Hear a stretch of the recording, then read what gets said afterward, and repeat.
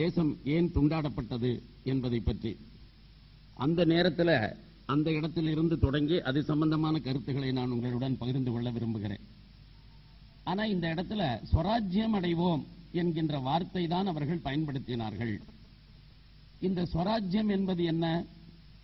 நம்மவர்கள் ஆட்சி பீடத்தில் அமர்வது. ஸ்வ என்றால் நம்மவர்கள், நம்முடையது என்று பொருள். ஆகவே ராஜ்யம் நம்முடையது என்று சொல்லுகிற பொழுது ஏதோ மாற்றான் ஆளுகிறான், வேற்று தேசத்தவன் ஆளுகிறான், அதனாலே அவனை விலக்கிவிட்டு அந்த இடத்திலே நம்மவர்கள் ஆள வேண்டும், அதற்கு பெயர் ஸ்வராஜ்யமா என்றால் அது முதல் படிதான். ஆனால் அதுவே ஸ்வராஜ்யமாக ஆகிவிடுமா என்றால் ஆகாது. அதனாலதான் நமக்கு சுதந்திரம் கிடைத்து இத்தனை ஆண்டுகளுக்கு பின்னாலும் கூட இன்னும் ஸ்வராஜ்யம் மலரவில்லை. மறந்துடக்கூடாது. இன்றைக்கு நம்மவர்கள் தான் ஆண்டு கொண்டிருக்கிறார்கள். ஆனால் நம்மவர்கள் ஆளுகின்ற அந்த ஆட்சி முழுமையாக நமது பண்பாட்டின் அடிப்படையில், பாரம்பரியத்தின் அடிப்படையில், நமது முன்னோர்கள் கண்ட அரசியல் தர்மத்தின் அடிப்படையில் நடைபெறுகிறதா என்று பார்க்கிற பொழுது இல்லை, மேற்கத்திய கண்ணோட்டத்தில் நடைபெறுகிறது. வேற்று நாட்டவர்களுடைய சித்தாந்த ரீதியாக அது நடைபெறுகிறது. இது நமக்கு தெளிவாக தெரியும். ஆகவே ஸ்வராஜ்யம் என்று அவர்கள் கற்பனை கண்டபோது வெறுமன ஆள் மாறுவது என்பதாக இல்லை, ஆட்சி புரிகிறவர்கள் நம்மவர்களாக இருக்க வேண்டும் என்பது மட்டுமல்ல, மாறாக ஆட்சியே நம்முடையதாக இருக்க வேண்டும். அதாவது ஆட்சி முறைமை நம்முடையதாக இருக்க வேண்டும், ஆட்சி பின்பற்றக்கூடிய கொள்கைகள் நம்முடையதாக இருக்க வேண்டும். ஏனென்றால் இந்த தேசம் என்பது ஏதோ 1947 பிறக்கவில்லை. இன்றைக்கு மகாத்மா காந்தியடிகளுடைய பிறந்த தினம். ஆகவே அவருடைய பிறந்த தினம் என்கின்ற காரணத்தினாலே தான் நான் இந்த தலைப்பை தேர்ந்தெடுத்தேன். காந்திஜி கண்ட ராமராஜ்யம், அவருடைய கற்பனையில் என்ன இருந்தது என்றால் பல பேர்கள் அதை திரும்ப திரும்ப சொல்லுகிறார்கள். என்னுடைய நண்பர் இப்பொழுதுதான் மேடையில் இப்பொழுது சொல்லிக் கொண்டிருந்தார். நான் இன்றைக்கு காலையில் தினமணி கேட்டு அனுப்பிச்சேன். ஆனால் பக்கத்து கடையில் தினமணி இல்லை என்று சொன்னார்கள். அதனால தினமணி வாங்கி படிக்க முடியவில்லை. இவர் நண்பர் இப்பொழுது வந்தவுடனே சொன்னார், இன்றைக்கு தினமணியில தலையங்கமே அதுதான், ராமராஜ்யம் என்பதுதான் எழுதியிருக்கிறார்கள் என்று சொன்னார். அவர்கள் என்ன கருத்துகள் எழுதியிருக்கிறார்கள் என்று எனக்கு தெரியாது. அதனால ஒரு சில கருத்துகள் அவர்கள் என்ன எழுதியிருக்கிறார்கள் என்று அவரிடத்துல நான் கேட்டு தெரிந்து கொண்டேன். எதுக்காக சொல்றேன்னா, அதனால்தான் இந்த தலைப்பு இன்றைக்கு தேர்ந்தெடுக்கப்பட்டதற்கு காரணம் அதுதான். ஆனால் ராமராஜ்யம் என்பதை பற்றிய ஒரு கற்பனை, அது என்ன மனசுல வச்சுக்கிட்டு மகாத்மா காந்திஜி அந்த வார்த்தையை பயன்படுத்தினார் என்பது நம்ம யாருக்குமே தெரியாது. அல்லது பலருக்கு குழப்பமாக இருக்கும், அல்லது அவரவர்கள் கற்பனைக்கேற்ப அதை பற்றி ஒரு சித்திரத்தை அவர்கள் மனதில் வரைந்து வைத்திருப்பார்கள். ஆகவே ஸ்வராஜ்யம் என்பதாக ஒன்று என்றைய தினம் நம்முடைய கண்முன்னால தெரிந்ததோ, அப்பொழுது நாடு விடுதலை பெற்றவுடன் அமைகின்ற ஸ்வராஜ்யம் ராமராஜ்யமாகத்தான் இருக்க வேண்டும், இருக்கும் என்று காந்திஜி அவர்கள் கனவு கண்டார். இதுல இந்த தேசம் பாரம்பரியமிக்க தேசம், பழமையான தேசம், தொன்று நிகழ்ந்தது அனைத்து உணர்ந்திடும் சூழ்கலை வாணர்களும் இவள் என்று பிறந்தவள் என்று உணராத இயல்பினலாம் எங்கள் தாய் என்று பாரதி பாடினான். அதாவது உலகத்தில் இருக்கக்கூடிய மற்ற நாடுகளுடைய வரலாற்றை பற்றியெல்லாம் கணித்து ஆராய்ந்து சொல்ல வல்ல பெரிய வரலாற்று ஆய்வாளர்கள் கூட இந்த தேசம் எப்பொழுது தொடங்கியது, எப்பொழுது பிறந்தது, எப்பொழுது வளர்ந்தது என்பதை பற்றி திட்டவட்டமாக அறுதியிட்டு உறுதியாக எந்த ஒரு காலகட்டத்தையும் அவர்களாலே நிர்ணயிக்க முடியாத அளவுக்கு இவள் பழமையானவள். அந்த அளவுக்கு தொன்று நிகழ்ந்தது அனைத்து உணர்ந்திடும் சூழ்கலை வாணர்களும் இவள் என்று பிறந்தவள் என்று உணராத இயல்பினலாம் எங்கள் தாய் என்று பாடினார். இது காந்திஜிக்கு நல்லா தெரியும். ஆனால் தவறுதலாக நாம் அவர் மேல இருக்கக்கூடிய அபிமானத்தின் காரணமாக ஒரு வார்த்தையை இன்றைய தினம் பயன்படுத்திக் கொண்டிருக்கின்றோம். அது என்னவென்று சொன்னால், காந்தியை வர்ணிக்கிற பொழுது he is the father of the nation என்று ஒரு வார்த்தையை வர்ணிக்கிறோம். அவரை ஃபாதர் ஆஃப் தி நேஷன் என்று வர்ணித்தது தவறு. ஏன் தவறு? ஒரு நபர், இந்த தேசத்தினுடைய குடிமகன் யாருமே இந்த தேசத்துக்கு தந்தையாக இருக்க முடியாது. இது பாரத் மாதா, பாரத் மாதா கி ஜெய், வந்தே மாதரம் என்பதாகத்தான் அந்த கோஷங்களை எழுப்பித்தான் இந்த தேசத்தில் இந்திய தேசிய காங்கிரஸ் நமக்கு சுதந்திரத்திற்கான உணர்வையை ஊட்டியது. அப்படிப்பட்ட உணர்வை ஊட்டி இருக்கிற பொழுது வந்தே மாதரம் என்றால் என்ன அர்த்தம்? தாயே உன்னை வணங்குகிறோம் என்று அர்த்தம். பாரத் மாதா கி ஜெய் என்று சொன்னால் என்ன? பாரத தாயே உனக்கு வெற்றி உண்டாகட்டும் என்று அர்த்தம். ஆகவே இவள் பாரத மாதா என்று சொன்னால் இந்த பாரத தாயினுடைய மடியில தவிழ்ந்து கொண்டு இருக்கிற நாம் அத்தனை பேரும் அவளுடைய புதல்வர்களாகத்தானே இருக்க வேண்டும், புதல்விகளாகத்தானே இருக்க வேண்டும். அப்படி இருக்கிற பொழுது இதுல யாரோ ஒரு நபர் அவளுக்கு எப்படி தந்தையாக முடியும்? இந்த சிந்தனை கூட செய்யாமல் நாம என்ன சொல்லிவிட்டோம் என்று சொன்னால், he is the father of the nation, father of Bharat மாதா. இது உண்மையிலே தவறு. நாம உண்மையிலே அவர் எப்படி வர்ணித்திருக்க வேண்டும்? இந்த பாரத தாய் பெற்றெடுத்த புதல்வர்களிலேயே மிகச்சிறந்த தவ புதல்வர். அப்படி சொன்னால் அவருக்கும் பெருமை. இந்த தேசத்தினுடைய பாரம்பரியத்திற்கு ஏய்ந்த ஒரு அழகான பெயரை அவருக்கு சூட்டினோம் என்பதாகவும் இருக்கும். ஆகவே பாரத தாய் பெற்றெடுத்த தவப்புதல்வர்களில் தலையாய தலைமகன் என்று சொல்லலாம். அப்படி சொல்வதற்கான அருகதை தகுதி அவருக்கு இருக்கிறது.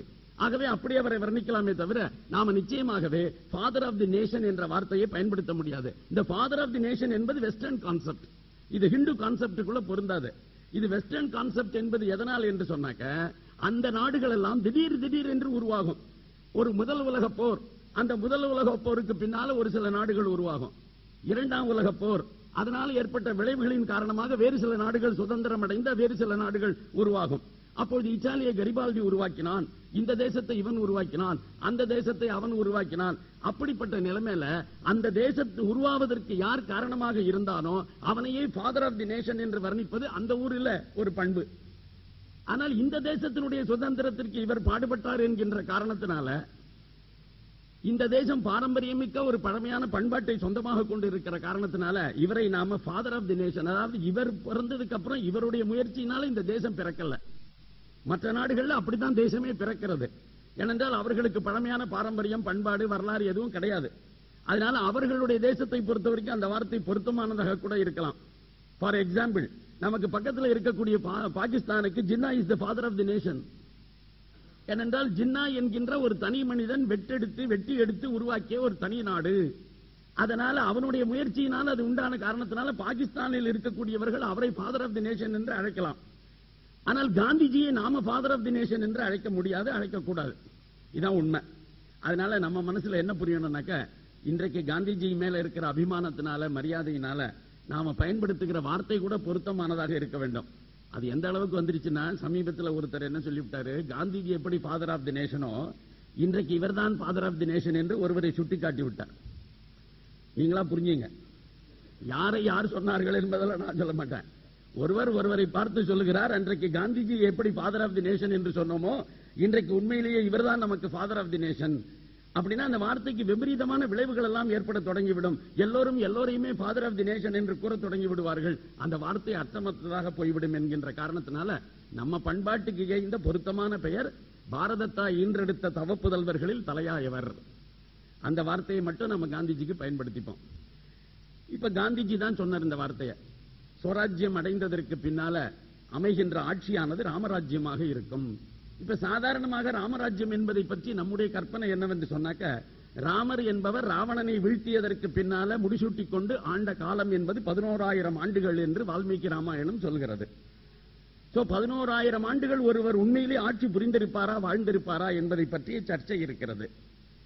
ஆனால் அதை பற்றி நம்முடைய தேசத்தில் இருக்கக்கூடிய புராணத்தை எல்லாம் ஆய்ந்து பார்த்திருக்கிறவர்கள் கூட சொல்லி இருக்கிறார்கள். எல்லா இடங்களிலுமே 1000 என்பதற்கு நாம எண்ணிக்கை 10x10x10 என்பதாக பெருக்கி 1000 வருகிறது. அந்த 1000 என்பதாக கணக்கெடுக்க வேண்டிய அவசியம் இல்லை. இது ஒரு சித்த கணக்கு. ஆகவே அப்படிப்பட்ட சித்த கணக்கு முறையில ஒரு 110 ஆண்டுகளை கூட 11,000 ஆண்டுகள் என்பதாக சொல்லி இருக்க முடியும் என்பதாக சில பேர்கள் அதற்கு விளக்கம் தந்திருக்கிறார்கள்.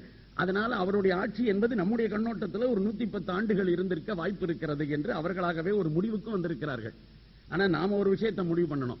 அது என்னவென்று சொன்னாக்க, நம்ம தேசத்துல தான் இந்த யுகாந்தர கணக்கெல்லாம் இருக்கிறது. பல யுகங்கள் எல்லாம் நாம் சொல்கிறோம். ஒவ்வொரு யுகமும் பல லட்சம் ஆண்டுகள் என்று சொல்கிறோம். இப்பொழுது இருக்கிற கலியுகத்துக்கு கூட 4 லட்சத்தை சொச்சம் ஆண்டுகள் இருக்கிறது. அப்படி இருக்கிற போது நாம் அதுல 11,000 ஆண்டுகள் என்பதாக ஒருவர் ஆண்டிருந்தார் என்பதை நம்பாமல் இருப்பதற்கில்லை. ஆனால் அதை விஞ்ஞான பூர்வமாக இன்றைய தினம் நீ எங்களுக்கு நிரூபிக்க வேண்டும் என்று சொன்னால், இன்றைய விஞ்ஞான கண்ணோட்டத்தில் அதை நிரூபிக்கக்கூடிய என்பான ஒரு நிலைமையில நாங்கள் இல்லை. அதனால இதை ஏற்றுக்கொள்கிறவர்கள் ஏற்றுக்கொள்ளட்டும், நம்பிக்கையின் ஆதாரத்தில் ஏற்றுக்கொள்கிறவர்கள் ஏற்றுக்கொள்ளட்டும். ஏற்றுக்கொள்ளாதவர்கள் எத்தனை ஆண்டுகளாக அவர்கள் கற்பனை தோன்றுகிறதோ அந்த கணக்குப்படி 50 ஆண்டுகளா 100 ஆண்டுகளா எது வேண்டுமானாலும் இருக்கட்டும். அப்படி ஒரு ஆட்சி அமைந்திருந்தது.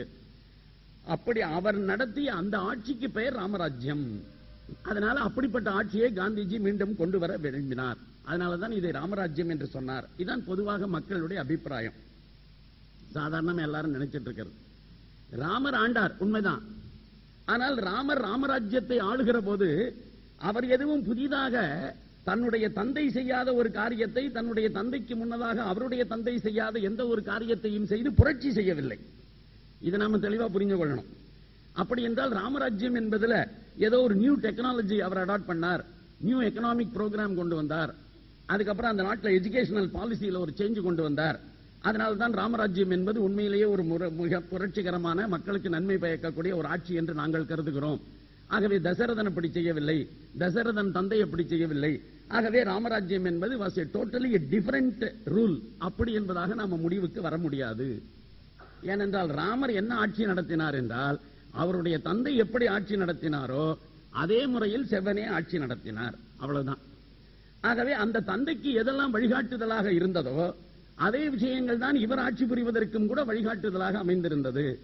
ஆகவே தந்தைக்கும் இவருக்கும் ஏதாவது ஒரு விஷயத்தில் வேறுபாடு இருந்தது என்று சொன்னால் அவருடைய சொந்த வாழ்க்கையில தசரதனோ அல்லது ராமபிரானுக்கு பிற்காலத்தில் வந்திருக்கிற லவகுச்சர்களோ அவர்கள் யாரும் ஏகபத்தினி விரதர்களாக இருந்ததில்லை. வரலாற்றில் சத்திரியன் ஏகபத்தினி விரதனாக இருக்க வேண்டும் என்பது நம்முடைய தர்மத்திற்கு ஏய்ந்த ஒரு வார்த்தை அல்ல. ஏனென்றால் சத்திரியன் இயல்பாகவே பல மனைவியர்களை கொள்வான் என்பதுதான் நம்முடைய பாரம்பரியம்.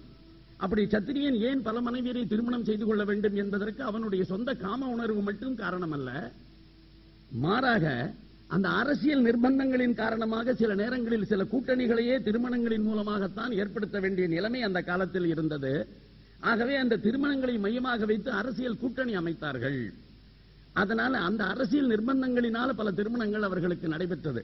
அதனால பல மனைவியரை அவர்கள் கொண்டிருந்தார்கள். அது 60,000 70,000 பத்தி எல்லாம் நம்ம சர்ச்சைக்கு போக வேண்டிய அவசியம் கிடையாது. ஆனால் பல மனைவியர்கள் பல மன்னர்களுக்கு இருந்திருக்கிறார்கள். சரி, ராமபிரான் அதுல ஒரு முன்மாதிரியாக நடந்து கொண்டு விட்டான். அதனால அவனுடைய பிள்ளை அப்படியே நடந்து கொண்டானா என்றால் இல்லை. லவனுக்கும் குச்சனுக்கும் ஒரே மனைவியா என்றால் இல்லை. அதே ராமாயணம் தான் சொல்லுகிறது. ஆகவே லவனுக்கும் ஒரு மனைவி இல்லை, குச்சனுக்கும் ஒரு மனைவி இல்லை, அதற்கு பின்னால் வந்த மன்னர்களுக்கும் ஒரு மனைவி என்பதாக சொல்லி எங்கேயும் இல்லை. ஆனால் நாடு விடுதலை பெற்றவுடன் நம்முடைய பாரம்பரியத்தில் ராமபிரானை முன்னிறுத்தி நம்முடைய அரசாங்கம் ஹிந்து மேரேஜ் ஆக்ட் கொண்டு வருகிற பொழுது இதையே மையமாக வைத்து நாம் அனைவரும் ஒரு தாரத்தை தான் ஏற்றுக்கொள்ள வேண்டும் என்று சொல்லி ஒரு தார திருமண சட்டமானது நமக்கு பலதார திருமண தடை சட்டமானது கொண்டு வரப்பட்டது. அதனால நம்ம குடும்பங்கள் நன்னா இருக்கு, அதனால நமக்கு பிரச்சனை இல்லாம இருக்கு. ஆகவே இதை நாம வரவேற்கிறோம். ஏனென்று சொன்னால் இது உண்மையிலேயே ராமருக்கு அப்புறம் ஒருத்தருமே ஃபாலோ பண்ணலையே. என்னத்துக்காக ராமர் காலத்தில் பின்பற்றப்பட்டது இன்றைக்கு எதுக்காக மக்களிடத்தில் அறிமுகப்படுத்தணும்? நாமளும் வழக்கம் போல வாழ்ந்து விட்டு போக வேண்டியதானே அப்படிங்கிறத விட இன்றைக்கு பல குடும்பங்கள்ல பல பிரச்சனைகள் இல்லாமல் இருப்பதற்கு இது ஒரு காரணம். அப்படியே தலைமறைவாக அவர்கள் ஒரு சின்ன வீடு என்பதாக செட்டப் பண்ணி இருந்தாலும் கூட அந்த சின்ன வீடு என்பது கண்டும் காணாமலும் இருக்கக்கூடிய ஒரு வீடாகத்தான் இருக்கிறதே தவிர அது நிச்சயமாக பப்ளிக்ல இன்னைக்கு வந்து சொல்லக்கூடிய நிலைமையில யாருக்கும் இல்லை. இன்றைக்கு உண்மையிலேயே துணிச்சலாக யாரும் வந்து சொல்லவும் முடியாது நம்ம தேசத்துல. ஆனால் அப்படிப்பட்ட நிலைமை சில பேருக்கு சில குடும்பங்களில் இருக்கலாம். ஆனாலும் கூட அது பெரிய அளவில் நம்முடைய பாதிப்பு ஏற்படுத்தல. பெரும்பாலான ஜனங்கள் ஒரே ஒரு மனைவி, இப்பொழுது ஒரு பாடல் பாடப்பட்டதல்லவா, அதுபோல தன்னுடைய வாழ்க்கையில ஒருத்தியை திருமணம் செய்து கொண்டு அதுல நிறைவு காணுகிற மனிதன் அவன் தான் ராமன். அப்படி நம்ம எல்லாரையுமே ஒரு விதத்தில் ராமர்களாக ஆக்கி விட்டார்கள் இந்த ஹிந்து மேரேஜ் ஆக்டின் மூலமாக. மறந்துடக்கூடாது, இது நமக்கு நல்லதுதான்.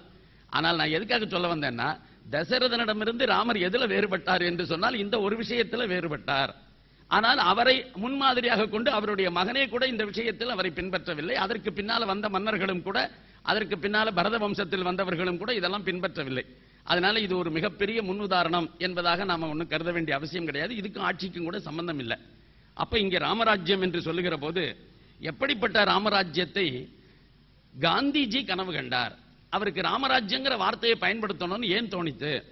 அதற்கு ராமராஜ்யம் என்று அவர் சொன்னாலும் கூட அதுக்கு எந்த கான்செப்டே அவருக்கு யாரிடமிருந்து கிடைச்சதுன்னா வால்மீகிட்ட இருந்து கிடைச்சது.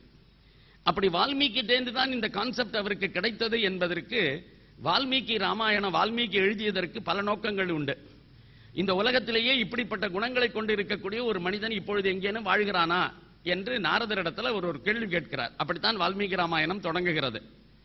அவர் ஒரு பட்டியலை போட்டு இன்னென்ன குணங்கள் இருக்கக்கூடிய மனிதனை நீங்கள் எங்காவது பார்த்திருக்கிறீர்களா? ஏன் நாரதரிடத்தில் அந்த கேள்வியை கேட்டார் என்று சொன்னாக்க, வால்மீகி நாரதர் உலகம் சுற்றும் வாலிபர். அப்படி உலகம் சுற்றும் வாலிபனாக இருக்கக்கூடிய ஒருவனுக்குத்தான் எல்லா தேசங்களிலும் என்ன நடந்து கொண்டு இருக்கிறது என்கின்ற விஷயம் தெரியும். இப்பொழுது கூட நாம ஈரோடில் மட்டுமே இருந்து கொண்டு இருக்கிறோம். ஈரோடை விட்டு சென்னைக்கு கூட அதிகமாக போவது கிடையாது என்று சொன்னாக்க, அமெரிக்காவுக்கு, ஆஸ்திரேலியாவுக்கு, சிங்கப்பூருக்கு, இந்தோனேஷியாவுக்கு எல்லாம் போய்விட்டு வந்திருக்கக்கூடிய நம்முடைய பக்கத்து வீட்டு நபரையோ எதிர் வீட்டு நபரையோ அங்கெல்லாம் என்ன விசேஷம் என்று கேட்டு தெரிந்து கொள்வதில்லையா என்ன? அதுபோல அங்க இருக்கக்கூடிய விஷயங்களை அவர்கள் மூலமாக தெரிந்து கொள்வது போல நாரதரிடத்துல ஒரு கேள்வி கேட்டார். எனக்கு ஒரு சந்தேகம், நான் சொல்லுகிற இந்த குணங்களை கொண்ட ஒரு மனிதர் இப்பொழுது உயிருடன் இருக்கிறாரா, எங்காவது வாழ்ந்து கொண்டு இருக்கிறாரா, தாங்கள் பார்த்ததுண்டா அப்படின்னு ஒரு கேள்வி கேட்டார்.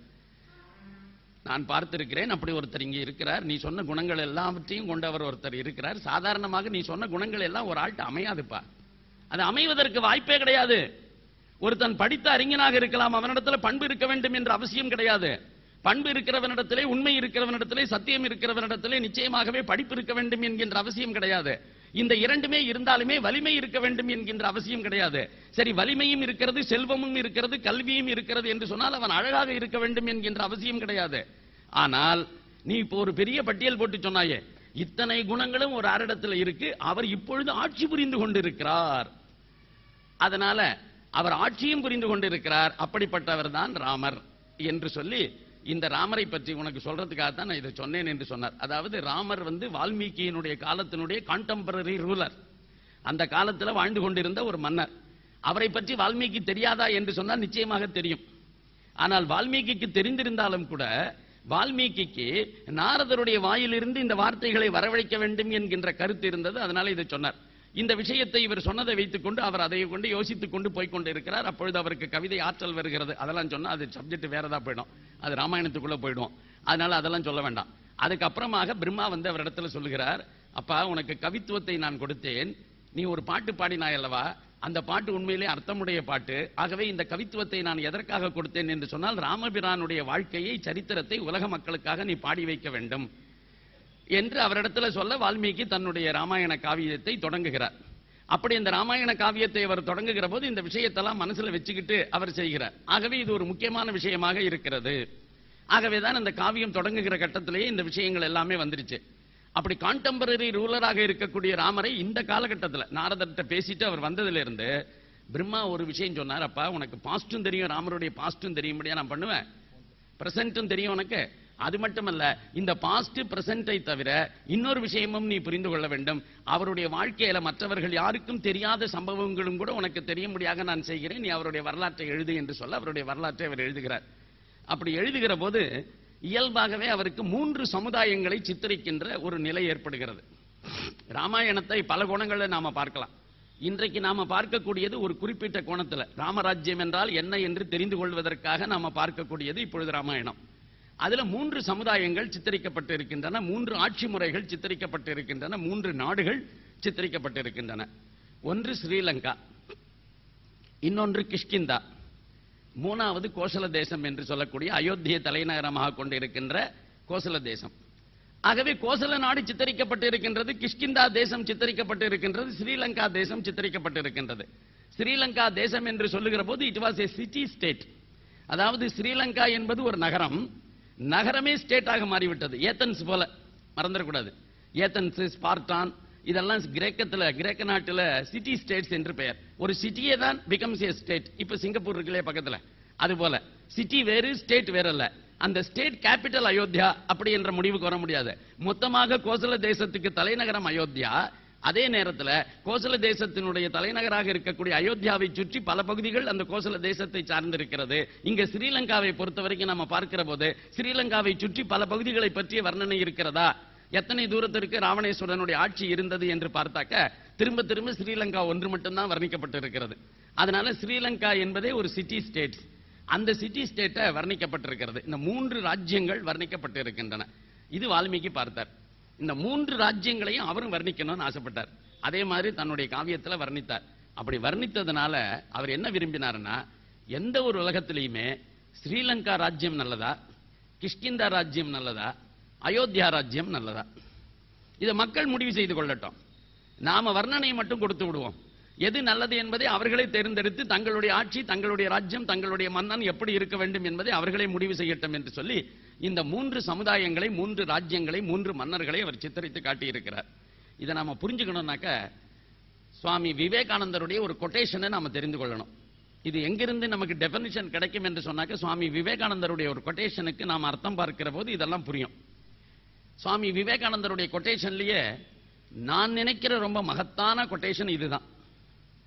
அது மட்டுமல்ல, இன்றைய இளைஞன் தன்னுடைய ஸ்டடி டெஸ்க் என்பதாக சொல்லி அவனுடைய வீட்டில் படிக்கிறதுக்குன்னு அவனுக்கு ஒரு அறையை ஒதுக்கி அதுல உண்மையிலேயே ஒரு மேஜை, ஒரு நாற்காலி எல்லாம் போட்டு அவன் கல்லூரி மாணவனாக இருக்கிற பொழுது அவனுக்கு படிப்பதற்கு பெற்றோர்கள் ஏற்பாடு செய்து கொடுத்திருந்தாக்க அந்த டெஸ்க்கு முன்னாடி அவன் எழுதி வைத்திருக்க வேண்டிய வாசகமே இதுதான் என்பது என்னுடைய கருத்து.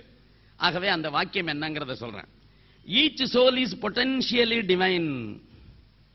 The goal of the life is to manifest the divinity within by controlling nature, external and internal, by work or worship or psychic control by one or more or all of these and be free. This is whole of religion. Dogmas and doctrines, rituals and temples, books and forms are but secondary details. இப்படி ஒரு வார்த்தையை ஏதோ ஒரு கான்டெக்ஸ்ட்ல சுவாமி விவேகானந்தர் சொல்லி இருக்கிறார். இதுக்கு அர்த்தம் என்னன்னு பார்த்தாக்க, ஒவ்வொரு ஜீவனும் உள்ளார்ந்த தெய்வீகத்தன்மை கொண்டது. இதை யார் ஏற்றுக்கொள்கிறார்களோ, ஒவ்வொரு ஜீவனும் உள்ளார்ந்த தெய்வீகத்தன்மை கொண்டது. Essentially we are not sinners. நாம பாபிகள் அல்ல, நாம் அத்தனை பேருமே தெய்வீகத்தன்மை கொண்டவர்கள்.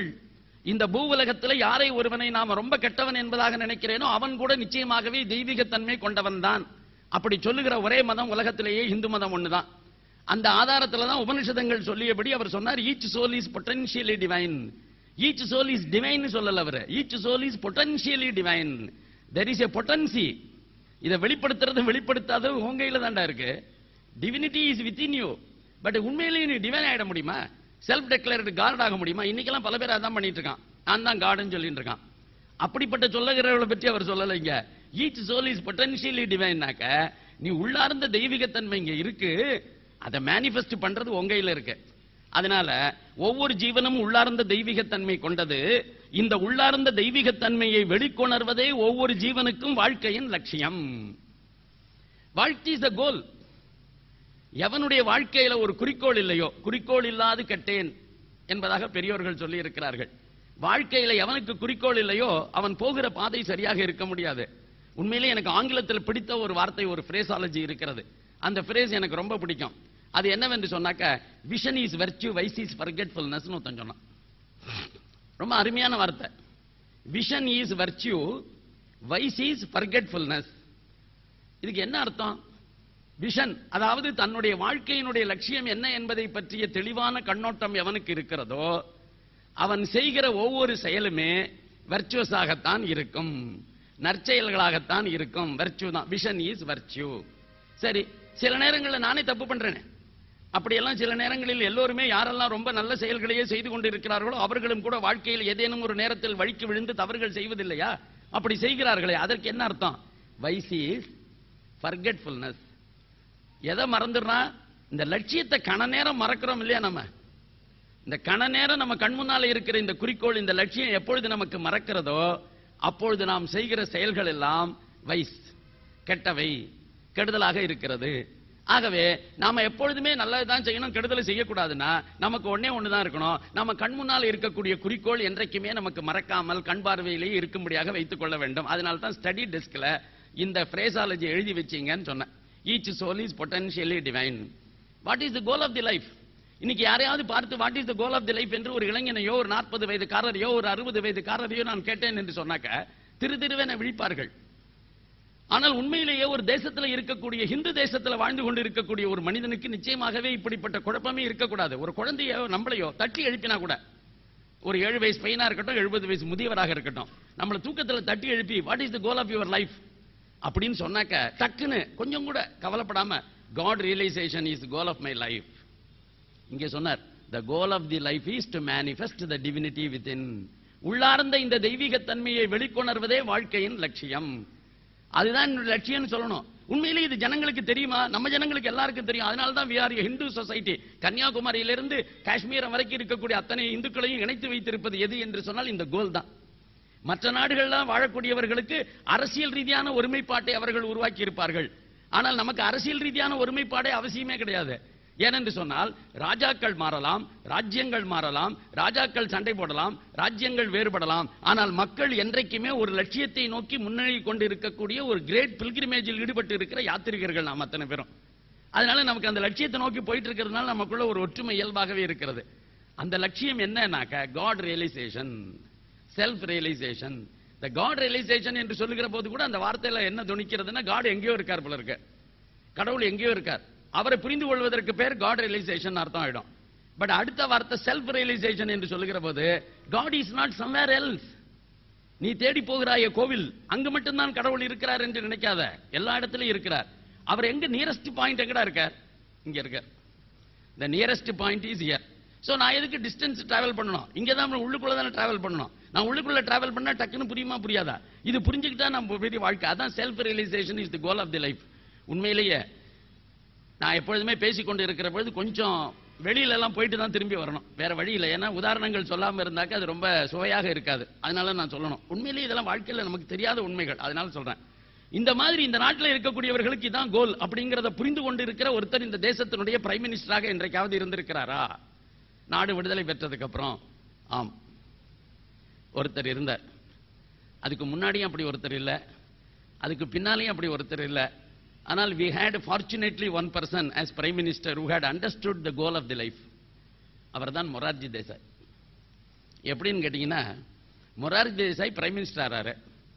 அவரை மீட் பண்றதுக்காக press immediately after the assuming the prime மினிஸ்டர்ஷிப், அவர் அந்த ஓத்து எடுத்து முடிந்த உடனேயே அவரை மீட் பண்றதுக்காக ஒரு பிரஸ் மீட் அரேஞ்ச் பண்ணுவாங்க எல்லா இடத்துலையும். அது போல அந்த பிரைம் மினிஸ்டர் ஆன உடனே நடக்கிற பிரஸ் மீட், அதுல ஒரு பிரஸ்காரன் ஒரு கேள்வி கேட்கறான் அவர்கிட்ட.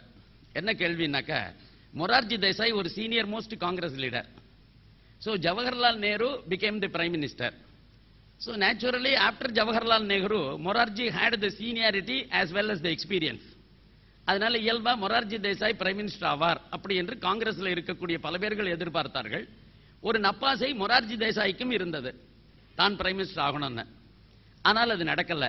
Lal Bahadur Shastri by chance he became because of Kamaraj decision. So Kamaraj டெசிஷன்ங்கிற காரணத்தினால அவர் he became the prime minister at that time.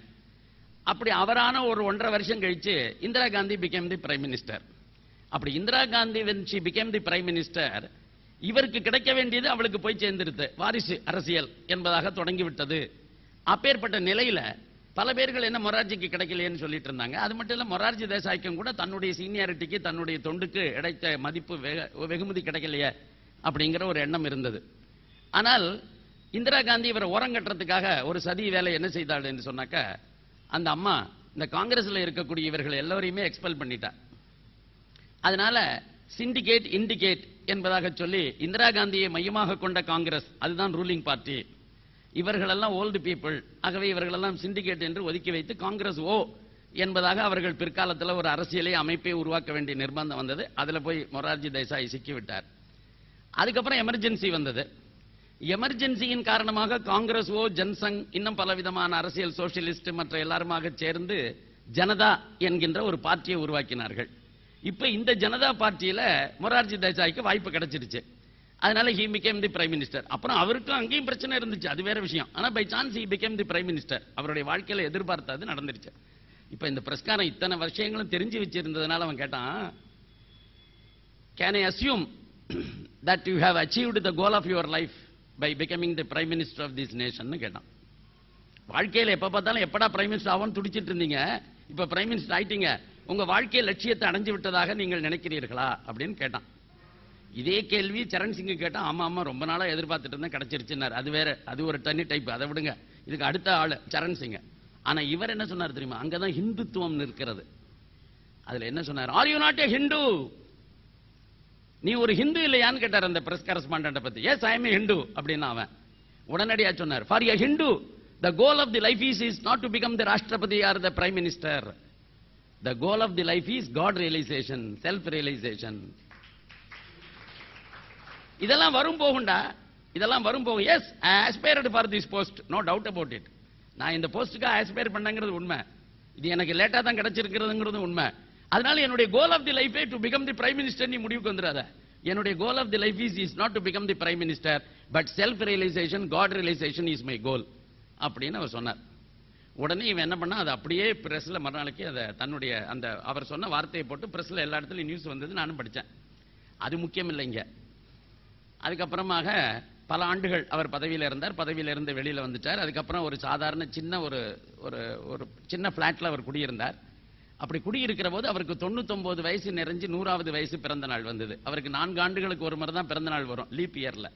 அதனால அது போல வந்தது. அப்படி வந்தபோது இதே பிரஸ்காரன், அதான் வேடிக்கை, அதுல அவருடைய பிரஸ் மீட்டுக்கு வந்தவர்கள் இல்ல, இந்த முதல்ல அவர் பிரைம் மினிஸ்டர் ஆன போது கேள்வி கேட்டானே அந்த பிரஸ்காரனும் மும்பையில அவர் பிரஸ் மீட்ல அவர் வந்துட்டான். இப்ப அவன் கேட்கறான் அவர்கிட்ட, நான் பல ஆண்டுகளுக்கு முன்னாடி நீங்க பிரைம் மினிஸ்டர் அசியூம் பண்ண போது ஒரு கேள்வி கேட்டேன், அப்ப காட் ரியலைசேஷன் இஸ் மை கோல்னு சொன்னீங்க, எனக்கு ரொம்ப த்ரில்லிங்கா இருக்கு. அவர் சொன்னார், not yet, not yet, still I am striving, still I am striving. கடவுள் உணர்வதற்காக நான் இன்னமும் முயற்சி பண்ணிட்டு இருக்கேன். இப்ப 99 வயசு ஆயிடுச்சு, இதுவரைக்கும் கடவுளை நான் என்ன உணரல. ஆனால் அதற்கான முயற்சியில் ஈடுபட்டிருக்கிறேன். By chance it may happen in this life. If it is not going to happen, it may continue in my next life. அடுத்த ஜென்மாவிலே இது தொடரும் அப்படின்னு சொல்லிட்டார். இதையும் அவன் மறுநாளைக்கு பிரஸ்ல போட்டான். என்னுடைய பாக்கியம் இந்த 2 பிரஸ் ஸ்டேட்மெண்ட்டையும் பேப்பர்ல படிக்கிறதுக்கான வாய்ப்பு எனக்கு கிடைச்சது. அதனால இதை நான் புரிஞ்சு வச்சுக்கிட்டேன். இப்படி ஒரு பிரைம் மினிஸ்டர் உண்மையிலே he led a very yogic life. அந்த மாதிரி ஒரு யோக லைஃப் நடத்தக்கூடிய ஒரு பிராக்டிகல் மேனை பார்க்கவே முடியாது. ஆகவே அப்படிப்பட்ட வாழ்க்கையை நடத்தியவர் நம் தேசத்தினுடைய பிரைம் மினிஸ்டராக இருந்தார் என்பது நமக்கெல்லாம் பெருமைக்குரிய ஒரு விஷயம். ரொம்ப ஷார்ட் பீரியடா இருந்தா கூட அவர் he was the prime minister. எதுக்கு சொல்றேன்னா God realization is our goal. இதான் நமக்கெல்லாம் தெரியும். ஆனா சாதாரணமா நம்ம புரிஞ்சுக்காதனால பல நேரங்கள்ல வாழ்க்கையில ஸ்டூடெண்டா இருக்கிறவனுக்கு படிக்கிறது தான் கோல், படிச்சு முடிச்ச உடனே வேலைக்கு போறது கோல், வேலைக்கு போன உடனே கல்யாணம் பண்ணிக்கிறது கோல், கல்யாணம் ஆனதுக்கு அப்புறம் குழந்தை பெற்றுக்கிறது கோல், குழந்தை பெற்றுட்டதுக்கு அப்புறம் அந்த குழந்தைகளை வளர்க்கிறது கோல், அதுக்கப்புறம் அவங்கள படிக்க வைக்கிறது கோல், அதுக்கப்புறம் அவங்களை கல்யாணம் பண்ணி வைக்கிறது கோல், அதுக்கப்புறம் என்னைக்குடா பேரம்பேத்தியை பார்ப்போம்னு கஷ்டப்படுறது ஒரு கோல், பேரம்பேத்தியை பார்த்து பிறந்ததுக்கு அப்புறம் அவங்களை கொஞ்சம் சீராட்டி தாளாட்டி பாலூட்டி எல்லாம் பண்ணி முடிச்சு ஆக பேரம்பேத்தி எல்லாம் இருந்து ரொம்ப நல்லா இருந்துட்டோம் அப்படின்னு சொல்லிட்டு இருக்க வேண்டியது. ஆனா திடீர்னு ஒரு நாளைக்கு என்னைக்காவது ஒரு நாளைக்கு எல்லா வேலையும் முடிஞ்சு போச்சு, இப்ப ஒண்ணுமே இல்ல பாக்கி அப்படின்னு வரும்போது என்ன பண்றதுன்னு தெரியாம முழிக்கிறது. So the life becomes a blank. இதுக்கப்புறம் என்ன? இது வரைக்கும் ஒவ்வொன்றும் இருந்தது என்ன உந்துதல். முதல்ல வேலைக்கு போனோம்னு ஆசைப்பட்டேன், படிச்சேன், வேலைக்கு போனேன், கல்யாணம் பண்ணிட்டேன், எல்லாமே ஒரு கோல் என்ன உந்திக்கிட்டே போச்சு. அப்படியே இப்ப கடைசியில வந்து நிற்கிற போது எனக்கு எதுவுமே உந்துதலே இல்ல. இப்ப என்ன உந்துதலாக இருக்க முடியும்? அப்படி இல்லைன்னா லைஃப் இவர்களுக்கெல்லாம் போரிடமாக போயிடும். அதனால்தான் பல முதியவர்களுடைய வாழ்க்கையில இந்த கோல் ஆரம்பத்தில இருந்தே அவங்க கல்டிவேட் பண்ணலைனாக்க இது எல்லாம் முடிஞ்சு இவர்கள் நெக்லெக்ட் ஆகிற போது, இவர்கள் அந்த குடும்பத்திலேயே புறக்கணிக்கப்படுகிற போது, அவர்களை என்று பேச்சு துணைக்கு ஆள் இல்லாத போது, அவர்களுக்கு என்று பொழுதுபோக்குவதற்கு அவர்கள் எதையும் உருவாக்கி கொள்ளாத போது, அவர்களுடைய வாழ்க்கையில நாம் என்ன பார்க்கிறோம் என்று சொன்னாக்க the life becomes miserable. Old age becomes miserable. But யார் ஒருத்தன் இந்த கோலை கல்டிவேட் பண்ணி அதை நோக்கி போயிட்டு இருக்கானோ அவனுக்கு வாழ்க்கையில என்னைக்குமே அந்த மிசரபிளே வரவே வராது. அவனுக்கு எப்பவுமே ஜாய் தான். அதனாலதான் 110 வருஷம் ஆண்டாலும் சரி, 110, 15, 20 வருஷம் வாழ்ந்தாலும் சரி, நமக்கு என்ன இருக்கணும்னா கான்ஸ்டன்டா இந்த கோல் இருந்ததுன்னா நம்மளை உந்திக்கிட்டே இருக்கும். அதுல என்ன சொல்லியிருக்காருங்க? இந்த உள்ளார்ந்த தெய்வீகத்தன்மையை வெளிக்கொணர்வதே வாழ்க்கையின் லட்சியம். சரி சார், இது ஹிந்துக்களுக்கு மட்டும்தான் கோலா? Is it limited to only Hindu? No. விவேகானந்தர் தெளிவாக சொன்னார், அமெரிக்காவில் இருக்கிறவனுக்கு இதான் கோல், ஆப்பிரிக்காவில் இருக்கிறவனுக்கு இதான் கோல். உலகத்தில் பிறந்து எந்த மதத்தை சார்ந்தவனாக இருந்தாலும், எந்த தேசத்தை சார்ந்தவனாக இருந்தாலும் அவனுக்கு இருக்க வேண்டிய ஒரே ஒரு கோல் செல்ஃப் ரியலைசேஷன். பரமாத்மா உள்ள இருக்கிறார், அவரை தெய்வீகத்தன்மையை வெளிக்கொணர்வதுதான் வாழ்க்கையின் லட்சியம் என்பதை. அதை வெளிக்கொணர்வதற்கு எத்தனையோ மெத்தட் இருக்கு. நான் அதுல எதெல்லாம் சொல்ல முடியுமோ அதுதான் சொல்லுவேன். மற்றபடி இப்ப சப்ஜெக்டுக்கு தானே வரணும். அதனால நாம அதுல எல்லாம் சுத்திட்டு இருந்தோம்னா உண்மையான சப்ஜெக்டை விட்டுருவோம். அதனால நாம அதுல அதிகமாக போக முடியாது. ஆனா இதான் வாழ்க்கையினுடைய குறிக்கோள், எல்லாருக்குமே வாழ்க்கையினுடைய குறிக்கோள். இதை புரிஞ்சுனுட்டா, இது ஆங்கில ஸ்டேட்மெண்ட்டுக்கு நான் தமிழ் சொல்றேன், அவ்வளவுதான். இதனை புற இயற்கையும் அக இயற்கையும் தன் ஆளுமையின் கீழ் கொணர்ந்து சாதிக்க இயலும். இதை எப்படிடா தெய்வீகத்தன்மையை வெளிக்கொணர்வது என்று சொன்னால் எப்படி பண்ணுவ? By controlling nature external and internal. அக இயற்கையும் புற இயற்கையும் கட்டுப்பாட்டின் கீழ் கொணர் வந்து இதை சாதிக்க இயலும் அப்படின்னு சொல்லியிருக்க. இந்த இடத்துலதான் நம்ம இனிமே ஃபர்தரா போக வேண்டாம் இந்த கொட்டேஷன்ல. ஏன்னா கர்மயோகம், ஞான யோகம், பக்தி யோகம் இதை பத்தி எல்லாம் பின்னாடி வருது. அதுக்கப்புறம் ரெண்டாவது இந்த செகண்டரி டீடைல்ஸ், அதுக்கும் கூட போக வேண்டாம். அது ஆன்மீக சப்ஜெக்ட், அது இன்னொரு நாளைக்கு பார்க்கலாம். இந்த இடத்துல 2 வார்த்தை அவர் பயன்படுத்துகிறார். The divinity can be manifested by controlling nature external and internal. இந்த இடத்துல தான் ராமராஜ்ய கற்பனை, காந்திஜி சொன்ன ராமராஜ்ய கற்பனை, வால்மீகி சித்தரித்த 3 சமுதாயங்கள், விவேகானந்தருடைய இந்த கொட்டேஷன்ல இருக்கிற இந்த வரி, இது 3 சம்பந்தப்பட்டிருக்கு. அதனால அந்த ஒரு வரிக்கு மட்டும் விளக்கம் சொல்றதுதான் இன்றைய லெக்சரே. அவர் சொன்னாரு, இந்த அக இயற்கை புற இயற்கை இரண்டையும் கட்டுப்படுத்தி அதன் மூலமாக தன்னுடைய ஆளுமையின் கீழ் அவற்றை கொணர்ந்து அதன் மூலமாக இந்த உள்ளார்ந்த தெய்வீகத்தன்மையை வெளிப்படுத்தலாம். அப்படி புற இயற்கை கட்டுப்படுத்தி கொண்டு வருவதற்கு பெயர் என்ன? அக இயற்கை கட்டுப்படுத்தி கொண்டு வருவதற்கு பெயர் என்ன? சமுதாயத்தில் 2 விஷயங்கள் இருக்கு, 2 அம்சங்கள் இருக்கு. 2 aspects of a society. ஒரு ஆஸ்பெக்ட் சிவிலைசேஷன், ஒரு ஆஸ்பெக்ட் பேர் கல்ச்சர். நாம இந்த 2 வார்த்தையும் அடிக்கடி குழப்பிப்போம். தமிழிலேயே இதற்கு தெளிவான 2 வார்த்தைகள் இருக்கு. நாகரிகம்னு ஒண்ணு பேரு, சிவிலைசேஷன் என்பதற்கு நாகரிகம் என்று பெயர், கல்ச்சர் என்பதற்கு பண்பாடு என்று பெயர். ஆனால் பண்பாடு நாகரிகம் 2ஐயும் ஒரே அர்த்தத்தில் பயன்படுத்தக்கூடியதுதான் நம்ம எல்லாரும் செய்யக்கூடிய விஷயம். தவறு அது.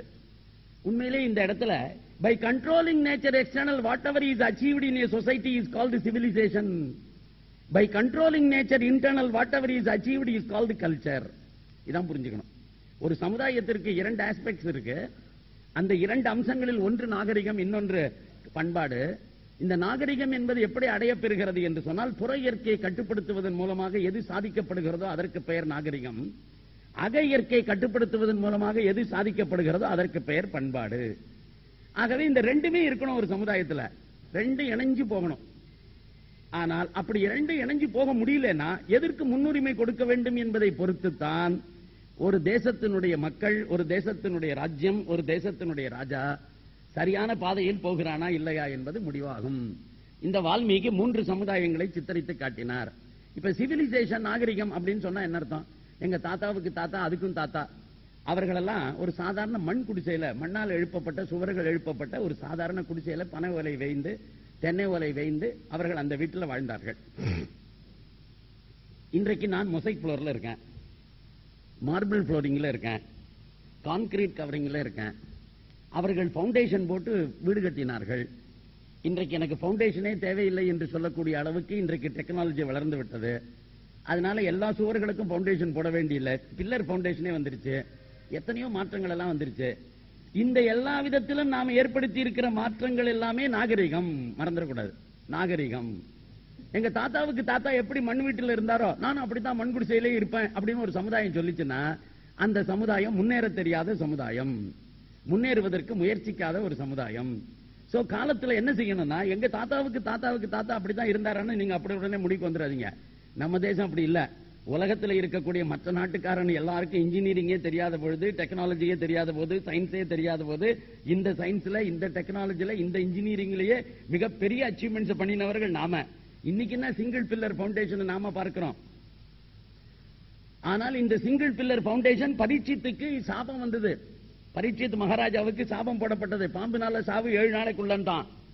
7 நாளைக்குள்ள பாம்பு கடிச்சு சாகணும்னாக்க அவனுக்கு இந்த மாதிரி சுவர் வச்சு இருக்கிற கட்டடத்தில் இருந்தான்னா என்ன கதி ஆகும்? சுவர்ல எந்த பக்கத்துல இருந்து வேணாலும் பாம்பு வரலாம், எந்த என்ட்ரன்ஸ் மூலமா பாம்பு வந்துடலாம். அப்ப பாம்பே வரக்கூடாதுனாக்க பல சுவர்களே இருக்கக்கூடாதுன்னு சொல்லி சிங்கிள் பில்லர் பவுண்டேஷன் போட்டு உடனடியாகவே ஒரு மாளிகையை நிர்மாணித்து அந்த மாளிகையில் இவனை குடியேற்றுகிறார்கள். எத்தனை நாளைக்குள்ள? மொத்தமே அந்த டெட்லைனே 7 நாள் தான். டெட்லைனே 7 நாள். அது சொன்ன உடனே கட்டிவிட்டான்னா அவன் எவ்வளவு பெரிய ஆளா இருக்கணும்னு பாருங்க. சிங்கிள் பில்லர் பவுண்டேஷன்ல ஒரு மாளிகை, அதாவது எல்லாத்தையும் தாங்குவது ஒரே ஒரு பில்லர் தான். இந்த ஒரு பில்லர்ங்கிறதுனால என்னன்னா, கீழே இருந்து பாம்பு வருகிறது என்று சொன்னால் அதை கவனிப்பதற்கு உடனடியாக ஆளு, செக்யூரிட்டி அரேஞ்ச்மெண்ட். அவன் எந்த அறைக்குள்ளேயும் திடீர்னு வானத்துல இருந்து ஒரு பாம்பு வந்துட முடியாது, பூமியில இருந்து தான் வரணும். பூமியில இருந்து வருவதற்கு இது ஒண்ணுதான் வாய்ப்பு, வேற எங்க இருந்து வர முடியாது. அப்படி ஒவ்வொரு ரூமுக்கும் செக்யூரிட்டி. அந்த மாதிரி எல்லா இடத்துலையும் பர்சனல் செக்யூரிட்டி எல்லாம் போட்டு அவரை பாதுகாத்து எப்படியுமே இதிலிருந்து தப்பித்து விடலாம் என்று நினைத்து கட்டப்பட்ட அந்த கட்டடத்தை பற்றிய வர்ணனை மகாபாரதத்தில் இருக்கு.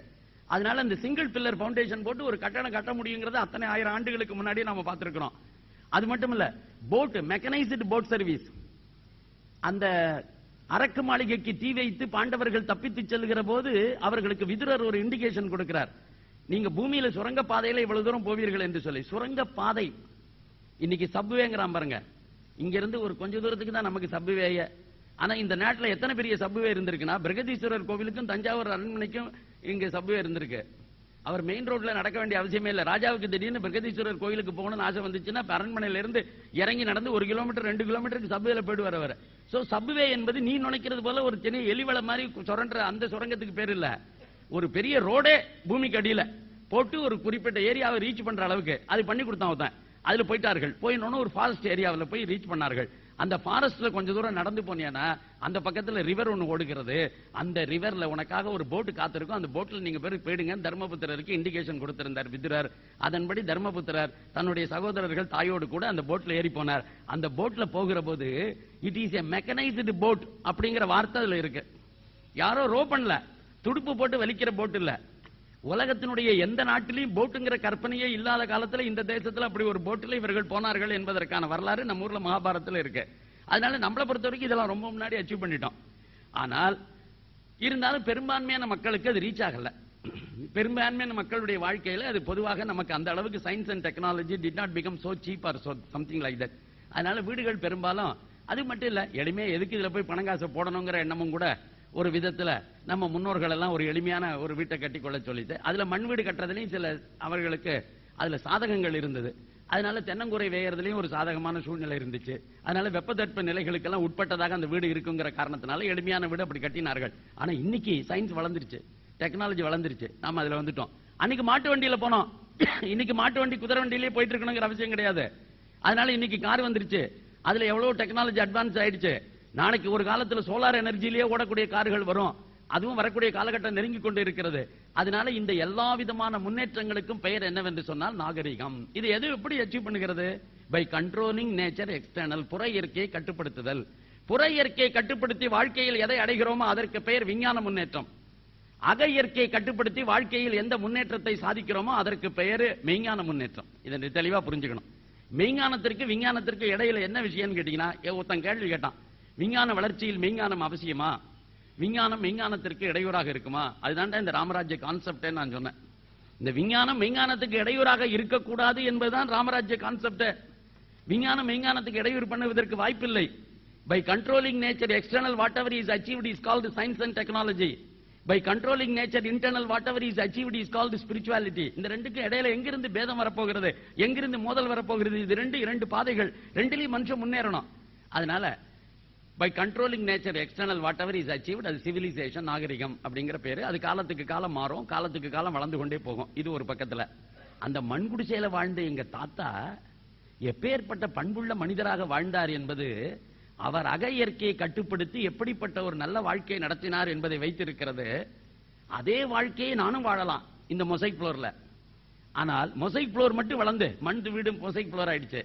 ஆனா எங்க தாத்தாவுக்கிட்ட இருந்த பண்பாடு எங்கிட்ட இல்ல. அப்ப நான் என்ன அர்த்தம்? நான் வீழ்ச்சி உற்று விட்டேன். புற இயற்கையை கட்டுப்படுத்த தெரிந்து கொண்ட நான் அக இயற்கையை கட்டுப்படுத்த தவறிவிட்டேன். அதன் காரணமாக வீழ்ச்சி உற்று கிடக்கிறேன். அதுதான் இன்றைக்கு மேலை நாடுகளுடைய நிலைமை. இப்ப இந்த மூன்றையும் வைத்து 3 சமுதாயத்தை காமிச்சார்ல வால்மீகி, அங்க வருவான். இதுல ஆங்கிலத்தில் இன்னொரு அழகான வார்த்தை இருக்கு. விவேகானந்தராவது கொஞ்சம் ரொம்ப அதிகமான வார்த்தைகளை பயன்படுத்தி இதை விளக்கினார். அந்த இங்கிலீஷ்காரன் எவன்னு எனக்கு தெரியாது பேரு, ஆனா அவன் ரொம்ப புத்திசாலி. அவன் இதை விட ரொம்ப எவ்வளவு ஷார்ட் பண்ண முடியுமோ அவ்வளவு ஷார்டன் பண்ணி அழகான வார்த்தை சொல்லிட்டான். இவர் என்ன சொன்னாரு? By controlling nature external whatever is achieved is civilisation, by controlling nature internal whatever is achieved culture என்று இவர் சொன்னாரு. அவன் என்ன தெரியுமா சொன்னான்? What one has is civilisation, what one needs is culture சொல்லிட்டான். ரொம்ப சிம்பிள். இதை விட அழகா ஒத்தனும் சொல்ல முடியாது. என்னிடத்தில் என்ன இருக்கிறதோ அதற்கு பெயர் நாகரிகம், நான் எப்படி இருக்கிறேனோ அதற்கு பெயர் பண்பாடு. எங்க வீட்டுல பிரிட்ஜ் இருக்கு sir, latest fridge, plasma TV, அது இது எல்லாம் இருக்கு, பெரிய கார், எல்லா வசதியும் இருக்கு. வாட் ஒன் ஹேஸ், இது சிவிலைசேஷன். நான் நாகரிகமானவன் அப்படின்னு சொல்லிக்கிறதுக்கான எல்லா அடையாளங்களும் என்கிட்ட இருக்கு. நாம பல நேரங்கள்ல இங்கிலீஷ்ல என்ன சொல்றோம், யாரையாவது ஒரு நண்பரை அறிமுகப்படுத்துகிற போது is the most civilised gentleman அப்படின்னு சொல்லுவோம். அதாவது ஒரு நல்ல பண்புள்ளவர்னு அர்த்தம். இங்கிலீஷ்ல அந்த அர்த்தத்துல இதை பயன்படுத்துகிறோம், தவறு அது. Is the most cultured man தான் சொல்லணும். சிவிலைஸ்டு மேன்னாக்க நல்ல ட்ரெஸ் பண்ணிட்டு இருக்காரு, நல்ல ஹேர் ஸ்டைல் நல்லா இருக்கு, நல்ல பவுடர் டீசென்டா டியோடரண்ட் எல்லாம் உபயோகப்படுத்துறாரு, ரொம்ப நீட்டா மாடர்னா எப்படி இருக்கணுமோ அப்படி இருக்காருன்னு அர்த்தத்துக்கு சிவிலைசேஷன்ங்கிற வார்த்தை, சிவிலைஸ்டுன்னு அர்த்தம். அந்த ஆள் மனுஷனா தான் இருக்கணுங்கிற அவசியம் இல்லையே. அது ஒரு நாயாவோ இல்ல பன்னியாவோ இல்ல வேற கேவலமான ஒரு மிருகத்தை விட ஒரு மனுஷன் கேவலமானவனா இருக்கலாமே.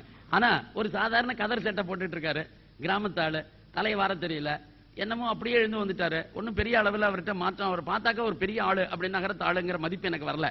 ஆனா அவர்கிட்ட இந்த நாகரிகம் இல்ல, பண்பாடு இருக்கு. சோ இந்த நாகரிகமும் பண்பாடு சேர்ந்து போகணும். அதுதான் ராமராஜ்யம், வேற ஒண்ணும் இல்லைங்க. சிம்பிளா என்னன்னு கேட்டீங்கன்னா, நாகரிகமும் பண்பாடும் ஒரே நேரத்தில் எந்த சமுதாயத்தில் மேலோங்கி நிற்கிறதோ அந்த சமுதாயத்திற்கு பெயர் தான் ராமராஜ்யம். இத இந்த 3 சமுதாயங்களை வச்சு வால்மீகி எப்படி சித்தரித்தார் அப்படின்னு பாத்தீங்கன்னாக்க, வால்மீகியினுடைய முதல் சமுதாயம், அவர் சித்தரிக்கிற முதல் சமுதாயத்தை பார்ப்போம், ஸ்ரீலங்கா சமுதாயம். இதை அவர் வர்ணிக்கணும்னே முடிவு பண்ணார். அதாவது ஸ்ரீலங்கா எப்படி ஹைலி சிவிலைஸ்டு பட் அன்கல்ச்சர்டு, இதைத்தான் அவர் கோடிட்டு காட்ட விரும்பினார். அவர் கோடிட்டு காட்ட விரும்பியதே என்னன்னு கேட்டாக்க, it was highly civilized. When compared to Ayodhya, it is highly civilized. When compared to Kishkinda, it is highly civilized. உயர்ந்த நாகரிகத்தின் உச்சாணி கிளையில் இருந்தது ஸ்ரீலங்கா ராஜ்யம். ஆனால் மக்கள் பண்பாடு உடையவர்கள் அல்ல. அதனால பண்பாட்டில் தாழ்ந்தவர்கள், நாகரிகத்தில் உயர்ந்தவர்கள். இதை சித்தரிக்கிறதுக்காக வால்மீகி ரொம்ப கஷ்டப்பட்டிருக்கார். எதனால கஷ்டம் சொன்னேன்னா, இப்ப இவருடைய பர்பஸ் சுந்தரகாண்டத்தில் என்ன, இங்கேருந்து ஹனுமான் போனா, சீதையை தேடி போனா, சீதை அசோகவனத்தில் இருப்பதை பார்த்தான், அதுக்கப்புறம் அவள்கிட்ட பேசினான். அவருடைய மிஷன் அதோட ஃபுல்ஃபில் ஆகுது. இப்ப இவர் லங்காவில் என்டர் பண்ண உடனே இருந்த இந்த ஹனுமான் என்னெல்லாம் பார்த்தான் என்பதை பல ஸ்லோகங்களால பல சர்க்கங்களால வர்ணிக்கிறார். அவன் என்னெல்லாம் பார்த்தாங்க. ஒன் ஸ்டேஜ் என்ன ஆயிடுதுன்னா, ஹனுமானுக்கு அப்பப்பா அப்பப்பா இவ்வளவு பெரிய நகரம், ஏன் லட்சுமணனே அதனால தானே சொன்னான், ஸ்வர்ணமயி லங்கா, ஸ்வர்ணமயி லங்கா. டேய் தங்கம் கொட்டி கிடக்குறாங்க அப்படின்னு. அதனால தான் சொன்னார், ஜனனி ஜென்ம பூமிஷ்ட சொர்க்காதபி கரியசி அப்படின்னு ராமர் பதில் சொன்னார். டேய் இங்க தங்கம் கொட்டி கிடக்கலாண்டா, டெக்னாலஜி வளர்ந்துருக்கலாண்டா, சயின்ஸ் வளர்ந்துருக்கலாண்டா. சில பேர் அமெரிக்காவை பாராட்டுறான் பாருங்க, நம்மளோட ஒப்பிட்டு அமெரிக்கா எப்படி இருக்குன்னு. அந்த மாதிரி லட்சுமணன் பாராட்டுறான் அந்த ஊரை. உடனே ராமர் அவனுக்கு பதில் சொல்றார், டேய் நம்ம பெற்ற தாயும் பிறந்த பொன்னாடும் நற்றவ வாணினும் நனி சிறந்தனவே. பாரதியார் அப்படியே டிரான்ஸ்லேட் பண்ணாரு. வால்மீகி ராமாயணத்துல வந்திருக்கிற இந்த வார்த்தையை ஜனனி ஜென்ம பூமிஷ்ட சொர்க்காதபி கரியசி அப்படிங்கிற வார்த்தையை அப்படியே டிரான்ஸ்லேட் பண்ணி பாரதி சொன்னான், நற்றவ என்னது பெற்ற தாயும் பிறந்த பொன்னாடும் நற்றவ வாணினும் நனி சிறந்தனவே அப்படிங்கறது அப்படியே எக்ஸாக்ட் டிரான்ஸ்லேஷன் பண்ணினான். ஏய் எங்க பிறந்த பூமி தாண்டா எனக்கு முக்கியம், அது உலகத்துல சொர்க்கத்தை விட உயர்ந்ததுடா அப்படின்னு லக்ஷ்மணனுக்கு அவன் பதில் சொன்னான். எதுக்காக இதை சொல்றேன்னு கேட்டீங்கன்னா, அந்த அளவுக்கு இலங்கை உயர்ந்த நாகரிகத்தை கொண்டதாக இருந்தது. உயர்ந்த அளவுக்கு highly civilised, technologically progressed, scientifically advanced, educationally advanced, எதுலையுமே பின்னணியே கிடையாது, எல்லாத்திலையும் முன்னணியில் இருந்த நாடு. இந்த நாட்டு மக்கள் பண்பாடற்றவர்கள், அதனால அன்கல்ச்சர்டு அப்படின்னு சொன்னான். அதனால தான் அந்த சமுதாயத்தை வர்ணிக்கிற போது ராட்சசாஸ் அப்படின்னு வர்ணிச்சான். இந்த ராட்சசர்கள், ராவணன் ஒரு ராட்சசன், எல்லாரும் ராட்சசர்கள். நீங்க என்ன கற்பனைக்கு வந்துடக்கூடாது. நமக்கு ராட்சசன்னா நம்ம ஊர்ல மதி எப்படி கார்ட்டூன் போடுறாரோ அப்படி கார்ட்டூன் போடுறதுக்காக சில நேரங்களில் சில விஷயங்களை அப்படிதான் காமிக்க முடியும். கார்ட்டூன்ல ஒரு விதமா தான் சொல்ல முடியும். அதனால இந்த கார்ட்டூன் தான் அந்த மனுஷன் முடிவுக்கு வந்துடக்கூடாது. கார்ட்டூன்ங்கிறது ஒரு எக்ஸ்பிளைன் பண்றதுக்காக. இன்டர்னலா இருக்கிற விஷயத்தை எப்படி எக்ஸ்டர்னலா காட்டுவீங்க? அதனால இவங்க ராட்சசர்கள் என்பது அக இயற்கையை கட்டுப்படுத்தாத தெரியாத காரணத்தினால பண்பாடற்றவர்கள் அப்படிங்கிறத இவங்க சொல்லணும். அதை எப்படி சொல்ல முடியும்? அதனால கோரமான பற்கள், கண்கள் பிதுங்கி இருக்கும், வெளியில வந்துடும், தலைமுடி இப்படி இருக்கும், அப்படி நகங்கள்லாம் வளர்ந்துருக்கும், அப்படியெல்லாம் அப்படி இருக்கும், அப்படி உரோரமா இருப்பாங்க, கருப்பா இருப்பாங்க, அப்படி இருப்பாங்க. ஸ்ரீலங்காவில் ஒரு ஆள் கூட அப்படி கிடையாது, மறந்துடாதீங்க. வால்மீகி ராமாயணத்துல ஸ்ரீலங்காவில் வாழ்ந்தவர்கள்ல யாராவது ஒரு சிட்டிசனாவது அப்படி இருந்தானா கிடையாது. But they had employed some people from Africa, அது வேற விஷயம், அதை மறந்துடக்கூடாது. இப்ப சீதையை சுத்தி வரை இருந்த ராட்சசிகளை பத்தி வர்ணனை இருக்குல்ல, அந்த வர்ணனை எல்லாம் வால்மீகி சொல்லுகிற போது அவர்கள் எப்படி கோரமாக இருந்தார்கள் என்று சொல்லுகிறது. அதுக்குன்னே மெனக்கெட்டு அவன் எங்கே இருந்தோ போய் பிடிச்சுன்னு வந்திருந்தான். அப்பேற்பட்ட ஸ்லேவ் பீப்புள் அவங்க தான் இங்கெல்லாம் எம்ப்ளாய் ஆயிருந்தாங்க. இந்த மாதிரி அடிமைகளை தான் இந்த வேலைகளுக்கு பயன்படுத்துவார்கள். பட் ஸ்ரீலங்காவினுடைய சிட்டிசன்ஸ் எல்லாம் ரொம்ப அழகானவர்கள், ரொம்ப அழகானவர்கள். வேற ஒண்ணுமே வேண்டாம். இவர்கள் அழகுல ரொம்ப சிறந்தவர்கள் என்பதற்கு ஒருத்தி போரும் மண்டோதரி. மண்டோதரியை பத்தி வர்ணிக்கிற பொழுது வால்மீகி சொல்லுகிறார், சீதையும் மண்டோதரியும் பக்கத்துல பக்கத்துல நிறுத்தி வச்சா நிச்சயமாகவே மண்டோதரி உயர்ந்தவளாக இருக்கிறாள். சீதைக்கு அந்த அழகு கிடையாது. சீதை உயர்ந்தவளாக இருக்கலாம், அல்லது ராமாயணத்துல ராமருடைய மனைவியா இருக்கலாம். ஆனால் மண்டோதரியோடு ஒப்பிட்டு பார்த்தால் சீதை உயர்ந்தவள் அல்ல. அதனால்தான் ஹனுமானுக்கு என்ன வந்துருது, ஹனுமான் வேகமா போறான், சீதையை பத்தி வர்ணனை எல்லாம் வச்சுட்டு இருக்கான். ராமர் சொல்லியிருக்காரு இப்படி இருப்பா அப்படி இருப்பான்னு, அதை வச்சுக்கிட்டு தேடிட்டு போனான். அப்ப ராவணனுடைய பேலஸுக்குள்ள நுழைஞ்சிடறான். இப்ப ராவணனுடைய அரண்மனையில அவனுடைய அந்தப்புறத்துல அவனுடைய படுக்கையில ஒரு பெண் இருக்கா. இவளை பார்த்த உடனே இவனுக்கு அப்படியே பதபதப்பு. ஐயோ, சீதையை பத்தி என்னெல்லாம் கேள்விப்பட்டிருந்தாலும் அத்தனையும் இவளுக்கு பொருத்தமா இருக்க அப்படின்னா சீதையே மாறிட்டாளா, சீதையே ராவணனுக்கு மனைவி ஆயிட்டாளா, இவ எப்படி அந்தப்புறத்துக்கு வந்திருப்போம் அப்படின்னு சொல்லி கொஞ்ச நேரம் சன நேரம் ஸ்தம்பிச்சு போயிடுறான். அதுக்கப்புறம் தான் இல்ல நிச்சயமா இருக்காது, இது வேற யாரோ, நாம தப்பா புரிஞ்சுட்டோம், சீதையை பத்தி தப்பா நினைச்சதே தப்புன்னு கணத்துல போட்டுக்கிறான் அனுமான். அதுக்கப்புறமா வெளியில வந்துடுறான். எதுக்கு சொல்றேன்னு கேட்டா, அப்பேற்பட்ட உயர்ந்த அழகி மண்டோதரி. பண்புல அவள் அந்த விஷயத்திலும் கூட உயர்ந்தவள். அந்த விஷயத்துல புருஷன மாதிரி இல்ல அவ. அதனால அந்த விஷயத்துல அவளும் ஷிவாசி டிஃபரெண்ட் ராட்சசி. அவள் ராட்சசிங்கிற மற்ற அந்த குவாலிட்டிஸுக்குள்ள அவ வரவே இல்லை. அப்படி இருந்தவ அவ. இந்த பில்டிங் எல்லாம் பார்த்துட்டு போறான். பெரிய பில்டிங், வானளாவிய பெரிய மாளிகைகள். அதாவது 7 மாடி கட்டடம், 8 மாடி கட்டடம், 14 மாடி கட்டடம் என்பது ஏதோ இப்பொழுது அமெரிக்காவில் மட்டும்தான் இருக்கிறது. அமெரிக்காவை பார்த்து, ஜெர்மனியை பார்த்து, ஜப்பானை பார்த்து நாம கட்ட தொடங்கி இருக்கிறோம் நினைக்காதீங்க. இந்த உலகத்திலேயே முதல்ல 14 மாடி கட்டடம் எல்லாம் வந்த நாடே இதுதான். அந்த 14 மாடி கட்டடம் எல்லாம் ஸ்ரீலங்காவில் சர்வசகஜமா இருந்துச்சு. 15 மாடி அவனுடைய அரண்மனை. அதுவும் 3 கட்டம் வேற. அதாவது முதல் கட்டம், 2ஆம் கட்டம், 3ஆம் கட்டுன்னு கட்டா வீடு எல்லாம் பிரிஞ்சிருக்கும். அந்த மாதிரி ஒரு கட்டு தாண்டி நான் இப்பெல்லாம் நகரத்தார் வீடுகளை பத்தி வர்ணனை நீங்க பாத்திருப்பீங்க. நீங்க நகரத்தார் வீட்டுல இந்த வாசல்ல இருந்து கொல்லை வரைக்கும் போனோம்னு வச்சுங்க, ஒரு சைக்கிள் தான் போனோம். நீங்க நடந்து கிடந்தெல்லாம் போக முடியாது. இப்படியே சைக்கிள் ஓட்டிட்டு போனா போய் சேரலாம். 1 கிலோமீட்டர் 1.5 கிலோமீட்டருக்கு வீடு இருக்கும். இப்பவே கண்முன்னால பாக்குறமே நகரத்தார் வீடு இன்னைக்கும் காரைக்குடியில செட்டிநாட்டுல இருக்கு. அதனால அந்த வீடுகள் எப்படி இருக்கோ அதை விட பன்மடங்கு உயர்வாக, பன்மடங்கு பறந்ததாக, அகலமானதாக இருந்ததாக இந்த மாளிகைகள் எல்லாம் இருந்தது. இதை பார்த்து அசந்து போயிட்டான். ஏன்னா அவன் கிஷ்கிந்தாவில இருந்து வரவன். அதனால அவன் அப்படிப்பட்ட மாளிகைகள், கோபுரங்கள் எல்லாம் பார்த்ததே கிடையாது ஹனுமான். அதனால அவனுக்கு ஆச்சரியமா இருக்கு, இப்படியா இவ்வளவு வளர்ச்சியா. அப்படி ரோடெல்லாம் பார்த்தா ரோட வர்ணிச்சிருக்காரு வால்மீகி. எதுக்காக ரோட வர்ணிக்கணும்? அந்த ஊர்ல இருக்கிற ஜனங்களை வர்ணிச்சிருக்காரு. எதுக்காக வர்ணிக்கணும்? பெண்களை வர்ணித்திருக்கிறார். எதற்காக வர்ணிக்கணும்? அனுமான் பார்ப்பதாக சொல்லி எல்லாரையும் வர்ணிக்கிறார். அவர்கள் பூண்டிருந்த ஆபரணங்களை பற்றிய வர்ணனை எல்லாம் இருக்கு. இன்ன ஜுவல்ஸ் அவர்கள் பயன்படுத்தினார்கள். அதுக்கப்புறம் இந்த மாதிரியான காஸ்மெட்டிக்ஸ் அவர்கள் உபயோகப்படுத்தினார்கள். இந்த மாதிரியான drinks, the most sophisticated drinks, கள்ளு சாராயம் இல்ல, உயர்ந்த ட்ரிங்க்ஸ். இன்னைக்கு பாரிஸ்லயோ இன்னைக்கு பெரிய லண்டன்லயோ கிடைக்காத அளவுக்கு உயர்ந்த ரகம். அந்த உயர்ந்த ரக குடிகைகள் எல்லாம் குடிச்சிட்டு அப்படியே கிடக்காளுங்க. ட்ரெஸ் எல்லாம் அப்படியே விலகி கிடக்க. எல்லா காட்சியும் பார்க்கிறார். அந்த ட்ரெஸ் வர்ணனை, என்னடா இது மோஸ்ட் மஸ்லின் மாதிரி இருக்கு, ரொம்ப அழகா இருக்கு. இவ்வளவு துணியெல்லாம் எங்கேயுமே பார்த்ததில்ல அவரு. இவ்வளவு அழகா துணியெல்லாம் கட்ட முடியுமா உலகத்துல? ஏன் பிரிட்டிஷ்காரர்கள் வருகிற போது கூட இந்த தேசத்துல அந்த மஸ்லினுக்கு பேரு டாக்கா மஸ்லின். டாக்கா மஸ்லின்னா டாக்காவில மட்டும்தான் நினைக்காதீங்க, எல்லா ஊர்லயும் தயாராச்சு. காஞ்சிபுரம் பட்டுப்புடவைங்கிற மாதிரி. காஞ்சிபுரம் பட்டுப்புடவைனா காஞ்சிபுரத்தில் மட்டும் நெய்ய தெரிஞ்சவங்க இருந்தாங்கன்னு அர்த்தம் இல்லை. எல்லா ஊர்லயும் நெய்ய தெரிந்தவர்கள் இருந்தார்கள். எல்லாருமே பட்டுப்புடவை நெய்தார்கள். ஆனால் அதுல சிறப்பாக இருந்தது மார்க்கெட்ல காஞ்சிபுரம் அந்த பட்டுக்கு ஒரு தனி மவுசு இருந்தது. அது போல டாக்கா மஸ்லினுக்கு தனி மவுசு இருந்தது. ஆனால் இதை கூட பிரிட்டிஷ்காரனால பாராட்ட முடியல. அதை தான் கற்றுக்கொள்ள வேண்டும் என்ற உணர்வில்லை. மாறாக தான் கொண்டு வந்திருந்த அந்த இயந்திரத்தினால் தயாரிக்கப்பட்ட அந்த மில் துணியை விட இந்த மஸ்லின் துணி மிகவும் சல்லதாக இருக்கிறது என்ற ஒரே காரணத்திற்காக அவன் என்ன செய்தான்? இதை தெரிந்தவர்கள் அத்தனை பேருடைய கட்டை விரலை வெட்டுவதற்காக அவங்களெல்லாம் வரிசையா நிக்க வச்சு வெட்டினான். இது சமீபத்து வரலாறு. ஆகவே அவர்களுடைய ட்ரெஸ் எல்லாம் பார்த்து அனுமார் அப்படியே பிரமிச்சு போயிட்டார். Who is the leader of the society? இப்பேற்பட்ட உலகத்திலேயே நாகரிகத்தில் உயர்ந்து நிற்கக்கூடிய டெக்னாலஜியில் அட்வான்ஸ்டாக இருக்கக்கூடிய டெக்னாலஜி அட்வான்ஸ்ங்கிறதுக்கு ஒரு உதாரணம் காட்டுறான் வால்மீகி. என்ன உதாரணம் தெரியுமா காட்டுகிறார்? ரொம்ப முக்கியமான உதாரணம். புஷ்பக விமானத்தை பார்க்கிறான் ஹனுமான். இந்த புஷ்பக விமானம் நம்ம பேருக்கு பல பேர் கற்பனை நினைச்சிட்டு இருப்போம். நம்மளாம் புஷ்பக விமானம் மண்ணாங்கட்டிய விமானம் ஏதுறான்னு. ஆனா இப்பெல்லாம் புரிஞ்சு இப்பெல்லாம் அப்படி சொல்ல மாட்டீங்க. ஏன்னு கேட்டீங்கன்னா, நம்மள்கிட்ட தான் ஏரோநாட்டிக்ஸ்ல மிக உயர்ந்த சாஸ்திர புஸ்தகங்கள் இருந்தன என்று இன்றைக்கு உலகம் அங்கீகரித்திருக்கிறது. இன்னமும் நம்முடைய சாஸ்திரங்களில் சொல்லி இருக்கிற ஏரோநாட்டிக்ஸ் விமான சாஸ்திரம், அந்த வைமானிக சாஸ்திரத்தில் சொல்லப்பட்ட பல விஷயங்களை இன்றைக்கும் கூட நடைமுறைப்படுத்தவில்லை நாங்கள் என்றுதான் இன்றைக்கு மேற்கத்திய நாடுகளில் இருக்கக்கூடிய ஏரோநாட்டிக்கல் இன்ஜினியர்ஸ் சொல்லுகிறார்களே தவிர நிச்சயமாக நாங்க எல்லாத்தையும் அச்சீவ் பண்ணிட்டோம்னு சொல்லல. ஆனா நமக்கு எதுவுமே நம்ம பெருமையே கிடையாது. பாரதி சொன்ன மாதிரி நம்ம என்ன ஸ்கூல்ல கத்துக் கொடுத்திருக்கான்? கம்பன் என்று ஒரு மானுடன் வாழ்ந்ததும், காளிதாசன் கவிதை புனிந்ததும், உம்பர் வானத்து கோளையும் மீனையும் ஓர்ந்து அளந்தது ஒரு பாஸ்கரன் மாட்சியும், நம்பரும் திரளோடு பாணினி ஒரு காலத்துல பெரிய இலக்கணம் யாத்ததும் நமக்கு ஒத்தனுக்குமே தெரியாதேடா, ஒத்தனைக்குமே தெரியாதடா. நமக்கு மில்டனை தெரியும், ஷேக்ஸ்பியரை தெரியும், கம்பனை தெரியாது, காளிதாசனை தெரியாது. அவ்வளவு அவலமான நிலைமையிலடா நமக்கு கல்வி புகட்டி இருக்கிறார்கள் இவர்கள். அப்படி இருக்கிற இந்த கல்வி கற்ற நமக்கு இதெல்லாம் தெரியறதுக்கு எங்க சான்ஸ் இருக்கு? ஆனா இதெல்லாம் தான் ஸ்கூல்ல சொல்லிக் கொடுக்கணும். இதெல்லாம் தான் சொல்லிக் கொடுக்கணும். ஏரோநாட்டிக்கல் இன்ஜினியரிங்ல அவ்வளவு ஃபீட். அதுல புஷ்பக விமானம் அப்படின்னு ஒண்ணு. இந்த புஷ்பக விமானம்ங்கிறது ஒண்ணுதான் இருந்ததுன்னு ராமாயணம் சொல்லியிருக்கு. நல்லா கவனிச்சிங்க. இப்ப ஸ்ரீலங்கா கவர்மெண்ட்ல அவர்கள் ஒரு புஸ்தகம் போட்டிருக்காங்க, ராமாயணம் சம்பந்தப்பட்ட ஸ்ரீலங்காவில் இருக்கக்கூடிய இடங்கள். இன்றைக்கு இருக்கிற ஸ்ரீலங்கா என்பது அன்றைக்கு வர்ணிக்கப்பட்ட ஸ்ரீலங்காவினுடைய ஒரு சிறு பகுதி தான், மறந்துடக்கூடாது. அன்னைக்கு வர்ணிச்ச ஹோல் ஸ்ரீலங்காவும் இது ஒண்ணு இல்ல. இன்னைக்கு இருக்கிற Sri Lanka is a very small island. அன்னைக்கு இருந்த ஸ்ரீலங்கா மிக பரந்துபட்டது. But location is the same.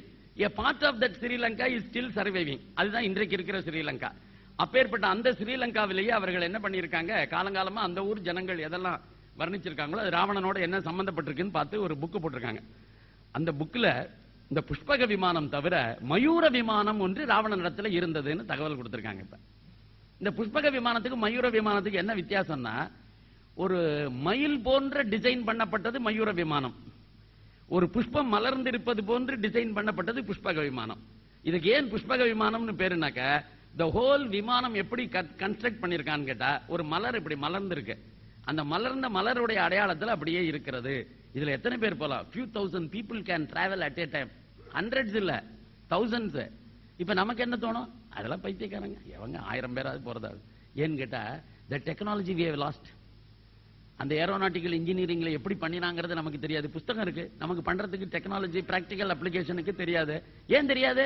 இப்ப சப்போஸ் நாளைக்கு திடீர்னு ஒரு பெரிய சுனாமி வந்து the whole of India, whole of Europe, whole of America எல்லாத்தையுமே வாஷ் பண்ணிடுச்சுன்னு வச்சுங்க, இப்ப கண்டுபிடிச்சிருக்கிற எல்லா சயின்டிபிக் அச்சீவ்மெண்ட்ஸுமே ஒரு மிஸ்ட்ரி தானே ஆயிடும்.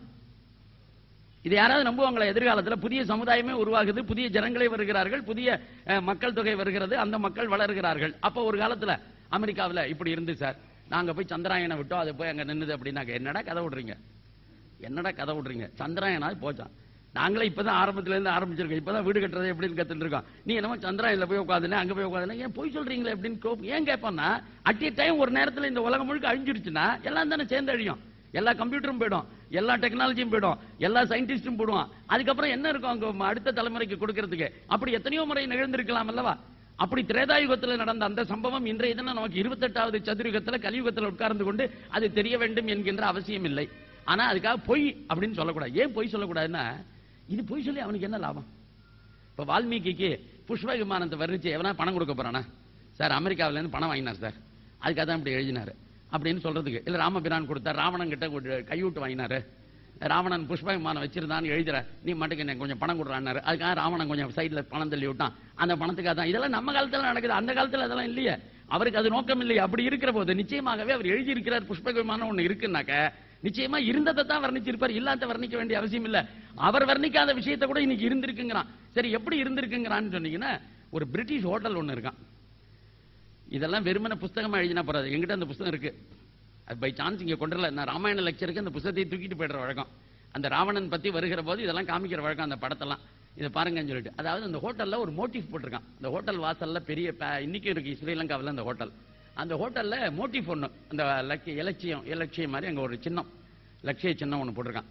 அது வந்து மயூர விமானம், ராவணன் மயூர விமானம் அப்படின்னு போட்டு அந்த சின்னத்தை அவன் பொறிச்சிருக்கான். அதாவது ஒரு பீகாக் மாதிரி போட்டு ஒரு பெரிய விமானத்தை அவன் வரைஞ்சிருக்கான். அதுல இந்த மாதிரி விமானம் இருந்தது. இதெல்லாம் கூட ஆச்சரியம் இல்லைங்க. இப்ப Sri Lankan government has identified 6 airports. மறந்துடாதீங்க, 6 ஏர்போர்ட் அடையாளம் கண்டிருக்காங்க. அப்படின்னா 6 ஏர்போர்ட் யார் காலத்துலன்னா, ராவணன் பயன்படுத்தி 6 விமான தளங்கள். ராவணன் ஒரு இடத்துல இருந்து டேக் ஆஃப் போக மாட்டானா, அவனுக்கு திடீர்னு என்ன தோணுமா, யாருக்கும் தெரியாம ஒரு இடத்துக்கு போகணும்னு நினைச்சான்னா இந்த 6 ஏர்போர்ட்ல இருக்கிற ஆபீசர்ஸும் அப்படியே அலர்ட்டா இருப்பாங்களாம். எந்த விமான தளத்துக்கு எப்ப வருவான் ராவணன் தெரியாது. வந்தான்னா டக்குன்னு டேக் ஆஃபுக்கு ரெடியா இருப்பானா, எல்லா இன்ஜினியர்ஸ் பைலட்ஸ் எல்லாம் ரெடியா இருப்பானுங்களாம். டக்குன்னு ராவணன் அங்க போவானா, இப்ப இந்த பைலட்ல ஏறிப்பானா, இந்த விமானத்தில் ஏறிப்பானா, உடனே போகணுமானா, எங்க போறோங்கிறது தெரியக்கூடாதுமானா. ஆகவே டெஸ்டினேஷனே தெரியாமல் போகக்கூடிய அளவுக்கு 6 ஏர்போர்ட் இருந்தது. இந்த 6 இடங்கள் ஏர்போர்ட் எந்தெந்த இடங்களில் இருந்தது என்பதை Sri Lankan government has identified and marked Sinhalese லாங்குவேஜ்ல இன்றைக்கும் கூட அந்த ஊர்களுக்கு அந்த ஏர்போர்ட் பெயரை தான் வழங்குகிறது என்று அவர்கள் சொல்லுகிறார்கள். இப்ப அவனுக்கு இதை போய் சொல்லி ஒண்ணு ஆக வேண்டியதில்லை. பை சான்ஸ் அவனுக்கு ஏதாவது போய் சொல்லி ஆகணும்னு இருந்தா ஒன்னே ஒண்ணுதான் இருக்க முடியும், அது நம்முடைய டூரிசம் தான். இங்க இருந்து நிறைய பேர் இதை நம்பிட்டு இந்த ஊரை வந்து பாப்பானுங்க, அதனால நம்ம கொஞ்சம் காசு பணம் வரும் அப்படின்னு வேணா இருக்கலாம். ஆனா உண்மையிலேயே அப்படி டூரிசத்தை ப்ரமோட் பண்ணணும், காசு பணம் சம்பாதிக்கணும், நம்ம நாட்டில் இருக்கிற ராமாயணத்தினால ஈர்க்கப்பட்டு ஜனங்கள் அங்க வரணுங்கிற அக்கறை அவனுக்கு இருந்ததுனாக்க அங்க இப்படிப்பட்ட ஒரு போர்க்கால சூழ்நிலை உருவாக்கி அந்த பகுதிக்கு தமிழன் போறதுக்கே ஒரு பயமுறுத்தலை அவன் ஏற்படுத்த மாட்டான். ஆகவே இந்த தேசத்திலிருந்து அவனுக்கு நிறைய ஆட்கள் வரணுங்கிற உண்மையால எண்ணம் இருந்துச்சுன்னா இந்த தேசத்து ஜனங்களே அந்த தேசத்துக்குள்ள போக முடியாதபடி இன்றைக்கு ஒரு பெரிய ஒரு சூழ்நிலையை உருவாக்கி நமக்கு விரோதமான ஒரு சூழ்நிலையை அவன் உருவாக்கி இருக்க மாட்டான். அதனால அவனுக்கு அது லட்சியம் இல்லை. ஆனா உண்மைகளை சொல்லணும்னு நினைச்சிருக்கான். அப்படி உண்மைகளை சொல்லியிருக்கான். அதுக்காக சொல்றேன், அப்பேற்பட்ட ராவணன் அவன் தான் லீடர்.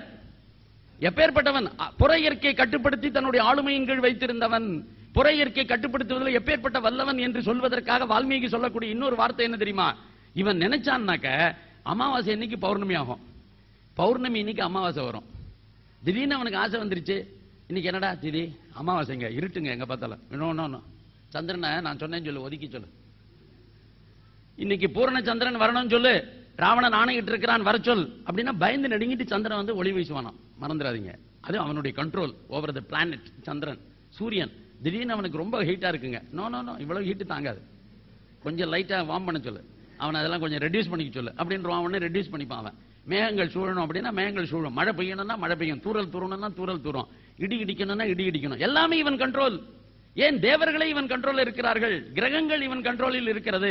நேற்றைக்கே நான் சொற்பொழிவில் சொல்லிட்டேன், அவனுடைய அரியாசனத்துக்கு போவதற்காக அவன் நவகிரகங்களின் மீது கால் வைத்து ஏறுகிறான். மற்ற கிரகங்கள் எல்லார் மேலே ஏறி நிற்கிறது, ஆனால் இவன் அந்த கிரகங்களின் மீது ஏறி நிற்கிறான். அந்த அளவுக்கு புற இயற்கை கட்டுப்படுத்த தெரிந்த மிகப்பெரிய வீரன். அதாவது ராவணனுடைய பர்சனாலிட்டிய நாமெல்லாம் கற்பனையே பண்ண முடியாது.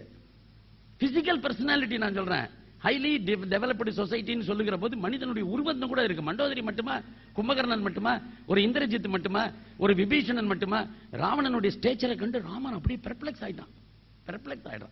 ஏன்னா அவன் ராவணனை பத்தி கேள்விப்பட்டிருக்கான், ஆனா ராவணனை பார்த்ததே இல்லை.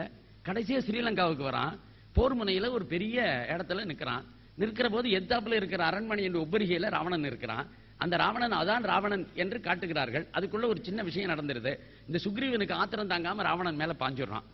அந்த நடந்த சம்பவத்தினால இவன் கொஞ்சம் அதிர்ந்து போயிடுறான் ராமன். அதனால முழுமையாக ராவணன் அங்கேயும் கூட பார்த்து அவனுடைய பர்சனாலிட்டியை இவனால எப்படின்னு பாராட்டுறதுக்கு வாய்ப்பு கிடைக்காம போயிடுது. திரும்பி வந்துடுறான். போர்க்களத்தில் நேருக்கு நேராக ராவணன் வரான். வால்மீகி கொஞ்சம் கூட வஞ்சனை இல்லாமல் ராமன் வாயில இந்த வார்த்தையை போட்டிருக்கார். ராமன் வர்ணிச்சதை வால்மீகி கேட்டு அதை எழுதியிருக்கிறார். இது வால்மீகியினுடைய கற்பனை அல்ல, ராமன் சொன்ன வார்த்தையே ஹிஸ்டாரிக்கல் டாக்குமெண்ட். இது எப்படின்னா வாஜ்பாயும் அத்வானியும் என்ன பேசிக்கிட்டார்கள் என்பதை நாளைக்கு ஒரு புத்தகமாக ஒருத்தர் எழுதினான்னு அதுக்கு பேர் என்ன கற்பனையா? தலைவனா இருக்கிறதுக்கே லாயக்கான ஒரே ஒரு ஆள் வந்தாண்டா. ஆனா எனக்கு இவனுக்கு என்ன பகைமை தெரியுமா? என் பொண்டாட்டி தூக்கிட்டு போனவன், அதனால எனக்கு பகைமை. அதனால இவன் அழிக்க வேண்டும் என்று நான் முடிவு செய்திருக்கிறேன். ஆனா he deserves to rule the entire world. 3 பிரபஞ்சத்தையும் ஆள்றதுக்கான, இந்த பிரபஞ்சத்தையும் ஆளக்கூடிய தகுதி படைச்ச ஒரே ஒரு ஆள், 3 உலகங்கள் என்று சொல்வார்களே, இந்த தேவலோகம் மனுஷலோகம் எல்லாத்தையும் சேர்த்து எல்லாவற்றையும் ஆள்வதற்கு இவன் ஒருத்தன் தாண்டா தகுதி உடையவன். அப்படி என்று ராமர் வர்ணிப்பதாகவே வால்மீகி சொல்லி இருக்கிறார். எதுக்கு சொல்ல? அப்பேற்பட்ட லீடர். ஆனா இவன் எப்படிப்பட்டவன்னா ராட்சசன். அப்ப என்னடா ராட்சசன் சொன்ன? புற இயற்கையை கட்டுப்படுத்த தெரிந்த இவனுக்கு அக இயற்கையை கட்டுப்படுத்த தெரியவில்லை. He became a victim of lust and passion. காமத்திற்கும் கோபத்திற்கும் இரையாகி அந்த காமத்தையும் கோபத்தையும் எப்படி கட்டுப்படுத்த வேண்டும் என்று தெரியாமல் அதன் காரணமாக தான் மட்டும் அழியாமல் தான் சார்ந்திருந்த சமுதாயத்தை அழிவதற்காக காரணமாக இருந்தவன். அதனால தான்டா ராட்சசன் சொல்றேன் இவனை, வேற ஒண்ணும் இல்லை. இது வால்மீகியினுடைய வர்ணனை ஸ்ரீலங்காவில். Highly civilised but uncultured.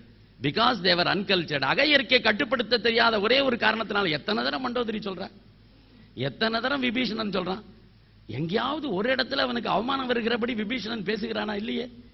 Ravana உனக்கு ஈக்குவல் கிடையாதுடா அண்ணா, ஆனா இந்த தப்பு நீ பண்ணிட்ட பாரு, இது ரொம்ப பெரிய தப்புடா, பேசாம அவன் பொண்டாட்டி இப்ப கூட கொடுத்துடுறா. ராமன் ஒன்றும் அவன் மேல ஆக்ஷன் எடுக்க மாட்டான், அவன் ரொம்ப நல்லவன். இப்ப கூட நீ அவன் பொண்டாட்டி திருப்பி அனுப்பிச்சுட்டேனாக்க, நான் ஏதோ பை மிஸ்டேக் எடுத்துன்னு வந்துட்டேன், நான் திருப்பி கொடுத்துட்றேன் அப்படின்னு சொன்னேன்னா உன்னை மன்னிச்சிருவான். இந்த போரே ஆரம்பிக்க வேண்டிய அவசியமே. கும்பகர்ணன் சொல்றான், of all the persons Kumbakarnan யார் இவனுக்காகவே சாவது என்று முடிவெடுத்தானோ அவனே சொல்லுகிறான், டேய் நீ எப்ப கன்சல்ட் பண்ணுமோ அப்ப என்ன கன்சல்ட் பண்ணலையடா, எப்ப கன்சல்ட் பண்ணக்கூடாதோ அப்ப கன்சல்ட் பண்ற. நீ என்ன பண்ணிருக்கணும்? அவளை கொண்டு வருவதற்கு முன்னதாக என்னை கூப்பிட்டு என்னுடைய ஆலோசனை கேட்டு இவளை கொண்டு வரலாமா கொண்டு வரக்கூடாதா என்று நீ கேட்டிருந்தால் நான் சொல்லி இருப்பேன் கொண்டு வரக்கூடாது என்று. ஆனால் கொண்டு வந்து வைத்து இத்தனை மாதங்களுக்கு பின்னாலே என்ன வந்து கேட்கிற, நான் கொண்டு வந்துட்டேன் இப்ப என்ன பண்றது, ராமன் போரிட போகிறான் என்று சொல்லி நான் என்னடா சொல்றது, என்னடா சொல்றது? அழிவு நம்மை நோக்கி வருகிறதடா, அழிவு நம்மை நோக்கி வருகிறது. ஆனா விபீஷணனுக்கு எனக்கு ஒரே ஒரு வித்தியாசம் தான். விபீஷணனும் ஒன்னு அட்வைஸ் பண்ணினான், அழிவு நம்மை நோக்கி வருகிறது என்று. நீ எப்ப கேட்கலையோ அப்ப அந்த அழிவோடு தானும் இருந்து அழிய வேண்டும் என்று அவன் விரும்பல. அதனால தன்னை அழிவிலிருந்து காப்பாற்றிக் கொள்வதற்காக அவன் அங்க போய் சேர்ந்துட்டான். நான் ஒரு முடிவு எடுத்திருக்கேன், நான் உன்னோடையே தான் வாழ்ந்தேன், ஆகவே அழிகிற போதும் உன்னோடையே சேர்ந்து அழியறேன்டா. அந்த விஷயத்துல விபீஷணனை விட ஒருபடி உயர்ந்து நிற்கிறான் கும்பகர்ணன். ஆகவே அந்த விதத்திலும் கூட அப்பேற்பட்ட லீடர்ஸ் இருந்த இடம் அது.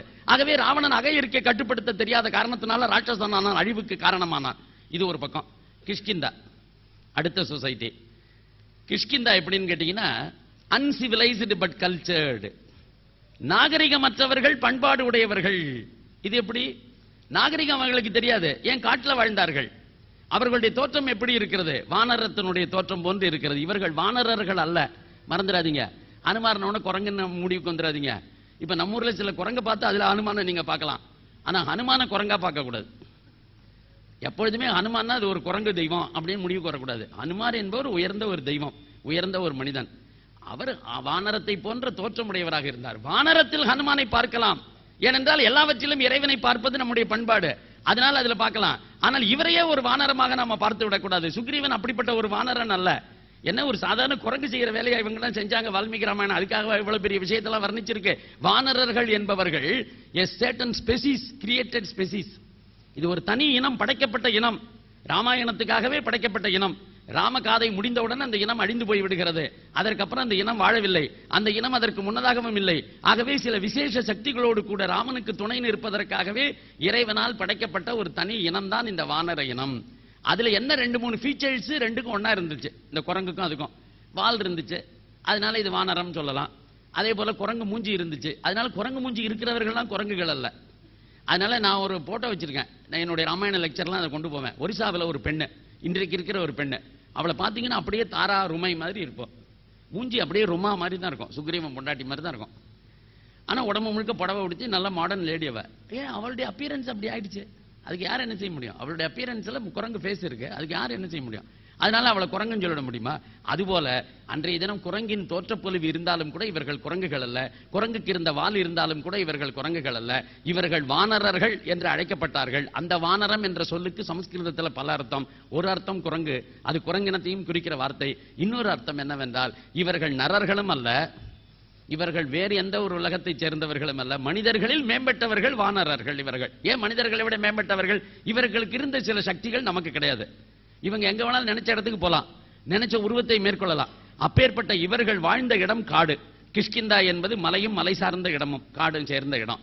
அதனால இவர்களுடைய பில்டிங் எல்லாம் எப்படி இருந்ததுன்னா, அந்த மலையகத்தில் இருக்கக்கூடியவர்கள் எந்த அளவுக்கு அரண்மனை கட்ட முடியுமோ அந்த அளவுக்கு தான் அரண்மனை இருந்தது. இவர்கள் உடுத்திய உடையெல்லாம் ராவணனுடைய அந்த ஸ்ரீலங்கா ராஜ்யத்தில் உடுத்துகிற அளவுக்கு உயர்ந்த உடையல்ல, சாதாரண உடை. இவர்கள் தோற்றப்பொலிவு விலங்குகளைப் போல இருந்தது என்கின்ற காரணத்தினால இவர்கள் அன்சிவிலைஸ்டு. பட் எப்படி கல்ச்சர்டுன்னு சொல்றீங்க? சரிங்க, இதையாவது நான் புரிஞ்சுக்கிறேங்க. கிஷ்கிந்தாவில் இருந்தவர்கள் எல்லோருமே நாகரிகமற்றவர்கள், எனக்கு புரியுதுங்க. அது ஓரளவுக்கு நானும் அந்த வர்ணனையெல்லாம் பார்த்துட்டா முடிச்சுக்கலாம். ஆனா நீங்க இன்னொரு வார்த்தை சொல்றீங்களே, இவர்கள் பண்பாடு உடையவர்கள் என்று. அதை எப்படி சார் அக்செப்ட் பண்ணிக்கிறது? இவர்கள் பண்பாட்டில் உயர்ந்தவர்கள் என்பது எதை வைத்து சொல்லுகிறீர்கள்னா, இந்த கிஷ்கிந்தா ராஜ்யத்தில் வால்மீகியினுடைய வரலாற்று வர்ணனைப்படி முதல்ல நாம சந்திக்கக்கூடியது வால்மீகி ராமாயணத்தில் ஹனுமானை தான். ஹனுமான் தான் தூரத்தில் இருந்து பார்க்கிறான் ராமனும் லட்சுமணனும் வருவதை. அப்படி பார்த்த உடனே ராமலட்சுமணர்களை கண்டு சுக்ரீவன் பயப்படுகிறான். வாலி யாரையோ அனுப்பிச்சிருக்காண்டா என்ன கொல்றதுக்குன்னு நினைக்கிறான். இல்லை இல்லை, நிச்சயமாக இவர்களை பார்த்தால் வாலி அனுப்பிச்சு நம்மளை கொல்ல வந்தவர்களாக தோன்றவில்லை, வேறு உயர்ந்த விஷயத்திற்காக வந்திருக்கிறார்கள் சொல்லி அனுமார் சொல்லுகிறார். அப்படின்னா ஒண்ணு, இங்க பாரு, நான் ஒளிஞ்சிருக்கிற இடம் தெரிஞ்சு போச்சு, தான் வந்தா இறந்து போயிடுவோம், அதனால ஒரு ஆளை அனுப்பிச்சு என்ன கொல்றதுக்கு முயற்சி பண்ணியிருக்கான், அந்த 2 பேர் தான் இங்க வந்துட்டு இருக்காங்க, நம்ம இங்க இருக்கணுமா வேண்டாமான்னு கேட்டான் அனுமான. நீ கொஞ்ச நேரம் ஒளிஞ்சின்று, உனக்கு பயம் இருக்குல்ல, கொஞ்ச நேரம் ஒளிஞ்சிட்டு, நான் போய் யாருன்னு தெரிஞ்சுட்டு வரேன், தெரிஞ்சுட்டு வந்துட்டு உண்மையிலேயே நமக்கு எதிரிகள் தான் நீ ஓடிடலாம். அப்படி இல்லைன்னா நம்ம எதுக்கு அனாவசியமா ஓடணும்? நிச்சயமா அவங்களை வச்சு நம்ம மீட் பண்ணலாம், நமக்கு ஒரு கால் நண்பர்களாக கூட இருக்கலாம். ஏன் அப்படி நினைக்கிற, எதிரியா தான் இருக்கணும்னு அப்படின்னு சொல்லிட்டு இவங்களை விட்டுட்டு அவர் நேர இவங்களை சந்திக்கிறதுக்காக வரார். அப்படி சந்திக்கிறதுக்காக வருகிற போது ராமாயணத்தில் நமக்கு அறிமுகப்படுத்தப்படுகிற முதல் கிஷ்கிந்தாவனுடைய குடிமகன் ஹனுமார் தான். அந்த ஹனுமார் தன்னை அறிமுகப்படுத்திக் கொள்கிறார், இவர்கள் யார் என்று கேட்கிறார், இவ்வளவுதான். அப்ப ராமன் பக்கத்தில் இருக்கிற லட்சுமணனை பார்த்து சொல்றான், நான் இதெல்லாம் உங்களுக்கு அனுமத் பிரபாவம்னு ஒன்று வருது, அதுல கூட கோடிட்டு காட்டுவேன், இருந்தாலும் இங்கேயே ஏன் சொல்றேன்னா இந்த கல்ச்சர்டு பீப்புள்னு சொல்றதுக்கு உதாரணம் வேணுமே, அதுக்காக சொல்றான். லட்சுமணா, ஒரு விஷயத்தை கவனிச்சியா?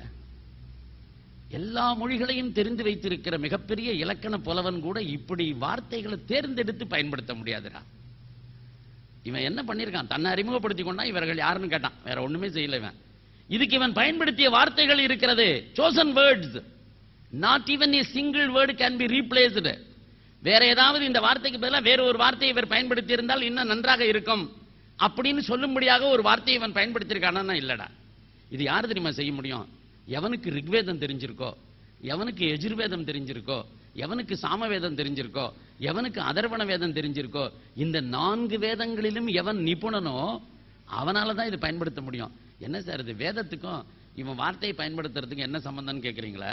முதல்ல தெரிஞ்சுங்க, நம் நாட்டில் இருக்கக்கூடிய இன்றைக்கு எல்லா மொழிகளுக்கும் ஆதாரம் நம்முடைய இந்த 4 வேதங்கள் தான். இப்ப தமிழுக்கு சிறப்பு டகரம், தமிழன். எவனுக்கு தமிழன் என்று உச்சரிக்க தெரியாதோ, வாழைப்பழம் என்று உச்சரிக்க தெரியாதோ, அவர்கள் யாரும் தமிழர்களாக தங்களை கருதி கொள்வதற்கே லாயக்கற்றவர்கள். ஆகவே தமிழன்னா முதல்ல தமிழ் அப்படின்னு சொல்ல தெரியணும். வாழைப்பழம், வழிக்கு விழுந்தான், இதை சொல்றதுக்கு முதல்ல கத்துக்கிட்டாதான் அவன் தமிழனே. இதை சொல்ல தெரியாதவன் தமிழனா இருக்க முடியாது. தமிழுக்கு இது ஒரு சிறப்பான ஒரு ரகரம், இது வேற்று எந்த மொழியிலும் கிடையாது. இது எதனால தமிழுக்கு மட்டும் இந்த சிறப்பு வந்ததுன்னு பாத்தீங்கன்னா, தமிழ்நாட்டில் ஒரு காலத்தில் சாமவேதத்தினுடைய தலவக்கார சாக்கை அப்படின்னு ஒரு பிரிவு இங்க மட்டும்தான் இருந்திருக்கு. இந்த தலவக்கார சாக்கை யாருக்கு தெரியுதோ அந்த பிரதேச பாஷையில மட்டும்தான் இந்த ரகரமே இருக்கு. இது அந்த வேதத்தில் இருக்கக்கூடிய ஒரு ஒலிச்சிறப்பு. அதனால இன்றைக்கும் தமிழர்கள் மற்ற எல்லாருக்கும் இல்லாத ஒரு சிறப்பான ஒரு வார்த்தையை, ரகரத்தை நாம பயன்படுத்துவதற்கு காரணம், இந்த பகுதியில் அந்த காலத்தில் பிரபலமாக இருந்த தலவக்கார சாக்கை என்று சொல்லக்கூடிய சாமவேதத்தினுடைய ஒரு பிரிவாக இருக்கக்கூடிய அதை நாம கற்றுணர்ந்தவர்களாக இருந்த காரணத்தினால்தான் இந்த வார்த்தை நம்முடைய பிரதேச பாஷையை இன்றைய தினம் இந்த அளவுக்கு இன்ஃப்ளூயன்ஸ் பண்ணி நன்றாக வளர்க்க வைத்திருக்கிறது. இது மாதிரி ஒவ்வொரு பிரதேச பாஷைக்கும் வேதங்கள் தான் காரணம். அது ஒரு பக்கம் இருக்கட்டும். இவன் சொல்றான் அது மட்டும் இல்லடா, நவ வியாகரணம், 9 விதமான வியாகரண சாஸ்திரங்கள் இருக்கின்றன உலகத்துல. அப்படி 9 விதமான வியாகரண சாஸ்திரங்களையும் இவன் கற்றவனாக இருந்தால் மட்டும்தான் இப்படிப்பட்ட வார்த்தைகளை செலக்ட் பண்ணி பேச முடியும். அதனால இவன் மிகப்பெரிய அறிஞன் என்று நான் கருதுகிறேன். இவனுடைய நட்பு, இவனுடைய துணை யாருக்கு இருக்கிறதோ அவர்கள் வாழ்க்கையில் வெற்றியை தவிர வேறு எதையும் சந்திக்க மாட்டார்கள். ஆகவே Lakshmana, the protocol prevents me from talking to him directly. என்ன அழகு பாருங்க, வால்மீகி வர்ணிக்கிற ராமன் லக்ஷ்மணன் கிட்ட சொல்றான், லக்ஷ்மணா எனக்கே இவங்கிட்ட நேரடியா பேசணும் தாண்டா ஆசை. ஏன்னா இவன் அவ்வளவு அழகா அறிஞனா பேசுறான்டா. ஆனா நான் என்ன இருந்தாலும் சக்கரவர்த்தி, இவன் ஒரு சாதாரண தூதனாக வந்திருப்பான் இங்க எந்தாவது. அப்படி இருக்கிற போது ஒரு சாதாரண தூதனிடத்துல ஒரு பெரிய சக்கரவர்த்தி பேசக்கூடாது என்று சாஸ்திரம் சொல்லுகிறது. அதனால புரோட்டோகால் பிரிவென்ட்ஸ் மீ. யார் யாரிடத்துல பேசணுங்கிறது இருக்கு. இன்றைக்கும் கூட உலக அளவில் இந்த புரோட்டோகால் பின்பற்றப்படுகிறது. நம் நாட்டினுடைய டிஃபென்ஸ் மினிஸ்டர் போனால்தான் பாகிஸ்தானுடைய defence minister will come for a talk. Suppose நம் நாட்டினுடைய டிஃபென்ஸ் மினிஸ்டர் போகாம நம் நாட்டினுடைய டிஃபென்ஸ் மினிஸ்ட்ரி செக்ரட்டரி போனார்னா அந்த நாட்டினுடைய டிஃபென்ஸ் மினிஸ்டர் வரமாட்டான், அந்த டிஃபென்ஸ் செக்ரட்டரி வந்தா பேசுவான். டெப்டி செக்ரட்டரி போனா டெப்டி செக்ரட்டரி லெவல்ல தான் டாக்ஸ், மினிஸ்டர் போனா மினிஸ்டர் லெவல்ல தான் டாக்ஸ், பிரைம் மினிஸ்டர் போனா பிரைம் மினிஸ்டர் லெவல்ல தான் டாக்ஸ். அதனால யார் யாருடன் எப்படி வார்த்தைகள் செய்ய வேண்டும் என்பது அந்த காலத்துல நம்முடைய தர்மசாஸ்திரம் என்ன சொல்லி இருக்கோ இதை உலகம் முழுக்க இன்னைக்கு புரோட்டோகாலாக பின்பற்றி கொண்டு இருக்கிறார்கள். அதனால ராமன் சொன்னா லட்சுமணன் கிட்ட, லட்சுமணா நான் நேரடியா பேச முடியாது, நீ பேசி அவன் யாருன்னு என்னங்கிறத புரிஞ்சுக்கோ, நாம எந்த நோக்கத்துக்காக வந்திருக்கோங்கிறத அவங்க கிட்ட தெளிவா சொல்லு அப்படின்னு லட்சுமணன் பேசுகிறான். அப்பேற்பட்ட ஹனுமான் கர்மயோகி, மிகப்பெரிய தொண்டன், மிகப்பெரிய சிறப்பானவன், உயர்ந்த பண்புகளுக்குரியவன். அவன் இந்த கிஷ்கிந்தாவனுடைய குடிமகன். அதனால கிஷ்கிந்தா உயர்ந்த பண்பாடு. வாலி இதனுடைய லீடர் யாரு? வாலி. எப்பேற்பட்ட மகன், எப்பேற்பட்ட உயர்ந்தவன். உயர்ந்ததுன்னா அதை விட உயர்ந்தவன் கிடையாது. அப்படின்னா ராமன் ஏன் சார் அவரை கொண்டான்? மிகப்பெரிய தவறு. ராமனுடைய வாழ்க்கையிலேயே ராமனுக்கு களங்கம் ஏற்படுத்திய எத்தனையோ நிகழ்ச்சிகள் உண்டு. ராமபிரான் ஹைலி ஸ்டேச்சர், எத்தனையோ ஸ்டேச்சர்ல உயர்ந்து போன மனிதன். சில நேரங்களில் the vision is virtue, vice is forgetfulness என்று நான் சொன்னேன் அல்லவா. கண நேரம் தன்னுடைய லட்சியத்தை எப்பொழுது ஒருவன் மறக்கிறானோ அப்பொழுது அவன் வாழ்க்கையில் செய்யக்கூடிய தவறுகள் தான் எப்பொழுதுமே வைஸ், கெட்ட செயல்கள் என்று கருதப்படுகிறதுன்னு. இந்த நேரத்தில் இவன் பண்ணின தப்பு இது, வாலியை கொன்னது. ஏன் வாலியை கொன்னா? ஏன்னா அவன் மனசு கன்ஃபியூஸ்டா இருந்து. ஏன்னா வாலியே இது சொல்லிட்டான், டேய் நீ செய்ய மாட்டடா இப்படி, நீ ஏன் பண்ணின தெரியுமா? உன் பொண்டாட்டி இழந்ததுனால உன் மைண்ட்ஸ் ரொம்ப ஹைலி கன்ஃபியூஸ்டு ஸ்டேட்ல இருக்குடா, ரொம்ப குழப்பம் அடைந்திருக்கிறாய், சிந்தனை தெளிவில்லை. காரணம் உன்னுடைய மனைவியை பிரிந்த சோகம். அதன் காரணமாகத்தான் எப்பொழுது சிந்திக்க வேண்டும், எப்படி செயல்பட வேண்டும் என்கின்ற தன்மையை இழந்து எந்த விதத்திலும் உனக்கு எதிரி இல்லாத என்னை நீ கொண்டிருக்கிறாய், அதுவும் மறைந்து நின்று கொண்டிருக்கிறாய். ஆகவே நீ செய்தது தவறு. அப்படி சொல்லித்தான் வாலி சொன்னான். ராமனுக்கு இது ரொம்ப மனசு புண்படுத்தியது. ராமனுக்கு மனசுல தான் குழப்பத்தினாலதான் இந்த முடிவுக்கு வந்தோம், குழப்பத்தினாலதான் இதை செஞ்சோம், சுயநலத்துக்காகத்தான் செஞ்சோங்கிறது அவனுக்கு தெரியும். அவனுக்கு என்ன சுயநலம்? அப்படி சுக்ரீவனை முதல்ல சந்திச்சுட்டான். யாரோ ஒருத்தன் ஏற்கனவே சொல்லி வேற அனுப்பிச்சுட்டான், கபந்தன்கிறவன். போற வழியில சுக்ரீவன் ஒருத்தன் இருப்பான், அவனும் பொண்டாட்டி இழந்தவன், அவனும் ராஜ்யத்தை இழந்தவன், நீயும் பொண்டாட்டி இழந்தவன், நீயும் ராஜ்யத்தை இழந்தவன். எப்பொழுதுமே நாமெல்லாம் அந்த மாதிரி மியூச்சுவலா தண்டா ஃப்ரெண்ட்ஷிப் வச்சுக்கணும். அப்படி மியூச்சுவலா ஃப்ரெண்ட்ஷிப் வச்சுக்கிறதுக்கு நீ அவனை உதவியா பண்ணிக்க அப்படின்னு சொல்லிட்டான். அப்படி உண்மையிலே இப்ப ஏதாவது ஒரு ஃபைனான்ஸ் கம்பெனியில எல்லாரும் பணம் போட்டு இழந்துட்டோம்னு வச்சுங்க, உங்களுக்கு வேலுச்சாமியே தெரியாது, வேலுச்சாமிக்கு நாராயணசாமியே தெரியாது. ஆனா நாராயணசாமி 5 லட்சம் ரூபாய் போட்டு இழந்தவர், வேலுச்சாமி 3 லட்சம் ரூபாய் போட்டு இழந்தவர். நாம எல்லாருமா சேர்ந்து ஒரு பார்க்ல அசோசியேஷன் ஃபார்ம் பண்றதில்ல? நமக்குள்ள என்ன ஒற்றுமை? ஒரே ஒற்றுமை தான். நம்ம 2 பேருக்கும் 3 லட்சம் ரூபாய் போச்சு, 5 லட்சம் ரூபாய் போச்சு, ஒப்பாரி வைக்கிறதுக்கு ஒன்னா கூடுறமா இல்லையா? அது மாதிரி அவனும் பொண்டாட்டி இழந்தவன், ராஜ்யத்தை இழந்தவன், நீயும் பொண்டாட்டி இழந்தவன், ராஜ்யத்தை இழந்தவன், அவங்ககிட்ட ஃப்ரெண்ட்ஷிப் வச்சுக்கிட்டா உனக்கு நல்லதுன்ட்டான். அது அப்படியே சீரியஸா நம்பின்னு இவர் வந்துட்டார். அதனால சுக்ரீவன் தேடின்னு வந்தான். சுக்ரீவனுடைய ஆளாக ஹனுமான் மீட் பண்ணான். சுக்ரீவன் கிட்ட கொண்டு போய் ஃப்ரெண்ட்ஷிப் ஏற்படுத்திட்டான். ஃப்ரெண்ட்ஷிப்ல அந்த ஃப்ரெண்ட்ஷிப் ட்ரீட்டில இவன் சைன் பண்ணிட்டான், இவன் ஒப்புதல் பண்ணிட்டான். அதனால அவனுக்கு உதவி செய்ய வேண்டியது கடமை. என்ன செய்யணும்னா, எங்க அண்ணனை அங்கிட்ட இருக்கிற என்ன ராஜ்யத்துக்குள்ளே விட மாட்டேங்கிறான், எப்படியாவது என்ன உள்ள சேர்த்து விடணும்னா, அப்ப கூட இவன் காம்ப்ரமைஸ் பண்ணியிருக்கலாம், ஆர்பிட்ரேஷனுக்கு பண்ணியிருக்கலாம். அந்த ஆர்பிட்ரேஷன் பண்ணி 2 பேருக்கும் சமாதானத்தை ஏற்படுத்தி அந்த ரோலை இவன் பிளே பண்ணியிருக்கலாம். ராமனோட பிளேடு தட் ரோல். ராவணனை வாலியை கூப்பிட்டு சுக்ரீவனை கூப்பிட்டு 2 பேருக்கும் இடையில பேச்சுவார்த்தை நடத்தி இதை ஈஸியா சுமூகமா தீர்த்திருக்கலாம். சாதாரண அட்வொகேட்டே நம்ம ஊர்ல பண்றான், இதை ராமனால பண்ண முடியாதா? ஏன்னா 2 குடும்பம் 2 கம்பெனி எல்லாம் மோதுகிற போது எங்க ஊர்ல இருக்கிற அட்வொகேட்ஸும் எங்க ஊர்ல இருக்கிற ஆடிட்டர்ஸும் சேர்ந்து ஆர்பிட்ரேஷன்ல 2 பேரையும் சமாதானப்படுத்துறானுங்க. இவனால சமாதானப்படுத்த முடியாதா? முடியும், செஞ்சிருக்க முடியும். ஏன் செய்யல? Because he was in confused state. மனக்குழப்பம் அடைந்திருந்த நிலையில் தெளிவான முடிவெடுக்க தெரியாமல் திண்டாடினான் ராமன். அதன் காரணமாக வாலியை கொன்றானே தவிர வாலி குற்றவாளி அல்ல. வாலிகிட்ட அவன் சொன்னா ஏதாவது ஒரு காரணம் சொல்லணுமே, அதுக்காக ராமன் சொன்னா ஒரு வார்த்தையை சொன்னா. என்ன சொன்னான் தெரியுமா? டேய் நீ என்ன இருந்தாலும் உன் தம்பி பொண்டாட்டியை வச்சிட்டு இருந்த இல்லையா, அது மன்னிக்கப்பட முடியாத குற்றம். வாலி அவனுக்கு பதில் சொன்னான். அதான் இன்னைக்கு ரெலவென்ட், மறந்துடாதீங்க. நம்முடைய ஒழுக்கத்தை வைத்து, நம்முடைய பண்பாட்டை ஆதாரமாக வைத்து அமெரிக்காவினுடைய வாழ்க்கை முறையை விமர்சிப்பதற்கு நமக்கு உரிமை கிடையாது. ஐரோப்பாவில் எப்படி வாழ்க்கை நடத்துகிறார்கள், நாங்கள் உயர்ந்தவர்கள் அவர்கள் ஒழுக்கம் கெட்டவர்கள் என்று விமர்சிப்பதற்கு நமக்கு யோகியதை கிடையாது. ஏனென்றால் the moral standards differ from society to society, from caste to caste, from province to province, from place to place, from different regions, different cultures தான் இருக்கும் இந்த விஷயத்துல எல்லாம். இதை ஒருத்தனுமே மாற முடியாது. அதனால என் வாழ்க்கையை பின்பற்றவில்லை, அதனால அவர்கள் மோசமானவர்கள்னாக்கா எப்படி அந்த ஊர்ல அக்செப்டட் என்ன வாழ்க்கையோ அதை தாண்டா அவன் நடத்திட்டு இருக்கான். அதுல அவன் பிறந்தான்னா அந்த ஊர்ல காரன் கேள்வி கேட்பான். இந்த ஊர்ல இருக்கிற நமக்கு ஸ்டாண்டர்ட் வேற. நமக்கே எப்பொழுதுமே ஒரே ஸ்டாண்டர்டா? இன்னைக்கு ஒரு பொண்டாட்டி கல்யாணம் பண்ணிக்கிறதா நமக்கு ஸ்டாண்டர்டு. எங்க தாத்தாவுக்கு தாத்தா 2 பொண்டாட்டி வச்சிருந்தாரு. அப்ப அவர் ஒழுக்கம் கெட்டவர், நான் ஒழுக்கம் என்னவா அர்த்தமா? என்ன அபித்தமா இருக்கு? அன்னைக்கு இருந்த சூழ்நிலையில அவருக்கு அதான் ஒழுக்கம், இன்னைக்கு இருந்த சூழ்நிலையில் இதான் எனக்கு ஒழுக்கம். ஆகவே நான் இதை பின்பற்றுகிறேன், அவர் அதை பின்பற்றினார். ஆகவே இது காலத்திற்கு காலம் மாறுகிறது, ஜாதிக்கு ஜாதி மாறுகிறது, மாநிலத்திற்கு மாநிலம் மாறுகிறது, நாட்டுக்கு நாடு மாறுகிறது. இதை யாருமே குழப்பிக்க கூடாது. இதை வாலி சொன்னா, டேய் ராமா, நீ இன்னும் கன்ஃபியூஸ்டு ஸ்டேட்ல தான் இருக்கேங்கிறதுக்கு ஒரு அடையாளம் என்ன தெரியுமா? the moral standards differ from place to place. இதை அவன் சொல்றான். டேய், ஒழுக்க நியதி, உன்னுடைய ஒழுக்க நியதி அயோத்தியா ஒழுக்க நியதியை வச்சு என்ன அளக்காத. எங்க ஊர் ஒழுக்க நியதி என்னன்னு பாரு, அதுல இதான் இருக்கு. அதுல எங்களுக்குள்ள வேற்றுமை கிடையாது. நாங்க எல்லாரையும் தான் எல்லாம் ஒரே விதமா தான் பாக்குறோம். சகோதரன் பொண்டாட்டி எல்லாம் கிடையாது. சகோதரன் அனுப்பிச்சுட்டானா சகோதரன் பொண்டாட்டி எனக்கு சொந்தமானவ தான். இதுல ஒன்றும் தப்பு இல்லை. நாங்க எங்க ஒழுக்கப்படி வாழறோம். இதுக்கே நீ உன் ஒழுக்கத்தை வச்சு என்ன இட போடுற அப்படின்னு கேட்டான். இதுக்கு பதில் இல்லை. ராமனிடத்தில் இதற்கு பதில் இல்லை. மாறாக திரும்ப திரும்ப சொன்னான், நீ செய்தது தவறு, இது மன்னிக்கப்பட முடியாத குற்றம். ஏனென்றால் தம்பியின் மனைவி மருமகளுக்கு சமமானவள், தம்பியினுடைய மனைவி மகளுக்கு சமமானவள். ஆகவே மகளோடு ஒருத்தன் வாழ்க்கை நடத்தினால் அது எவ்வளவு பெரிய தவறோ, மகளை ஒருவன் கெடுத்தால் எவ்வளவு பெரிய தவறோ, அவ்வளவு பெரிய தவறை நீ தம்பியினுடைய மனைவி வைத்திருக்கிற காரணத்தினால செய்திருக்கிறாய். ஆகவே உன்னை தண்டிக்கிறேன், அதனால தண்டிச்சது நியாயம்தான் அப்படின்னு சொல்லிட்டான். அதை வாலி கடைசியா என்ன சொன்னா, என்ன இருந்தாலும் ஒரு விஷயத்தை புரிஞ்சுக்கிறாமா, நான் உன்னை ரொம்ப தெரிஞ்சு வச்சிருக்கேன்டா. எஸ், ஏதோ கன்ஃபியூஷன்ல நீ பண்ணிட்ட, பட் உன்னுடைய வெர்டிக்ட் நான் ஏத்துக்கிறேன். அங்கேயும் உயர்ந்து நின்னுட்டான் வாலி. உயர்ந்து நின்றான் என்பதை கம்பநாட்டாழ்வான் வால்மீகியை விட ஒருபடி மேலே போய் என்ன தெரியுமா சொன்னான்? ஒரு வார்த்தை சொன்னான். என்ன தெரியுமா சொன்னான்? அவன் வானுலகத்துல புகுந்தான்னு சொல்லல, வையகத்து வாழ்வாங்கு வாழ்வார், வானுலகில் தெய்வத்துள் வைக்கப்படும். அதனால வானுலகத்துல தெய்வத்துல வச்சான்னு சொல்லல கம்பன் இந்த இடத்துல. இவன் வையகத்துல வாழ்வாங்கு வாழ்ந்து போனவன் அல்ல, வானுலகிற்கு அப்பால் சென்றான் தான். வாலி இறந்து போனதுக்கு அப்புறம் அவனுக்கு என்னடா வர்ணனைன்னா, இவன் வானுலகத்துல தெய்வத்துக்குள்ள வைக்கப்படல, வானுலகம் தாண்டி ஒரு இடத்துக்கு போயிட்டான்னா அது என்ன இடம்? மோட்சலோகம். ஆகவே வாலி மோட்சம், வாலி வதம் இல்ல. ஏன் வாலி மோட்சத்துக்கு போனா? அப்ப அந்த அளவுக்கு எவால்வ்டு சோல், அந்த அளவுக்கு பண்பட்ட ஒரு ஜீவன் தானே அங்க போக முடியும். அந்த ஜீவன் அப்படி போச்சு.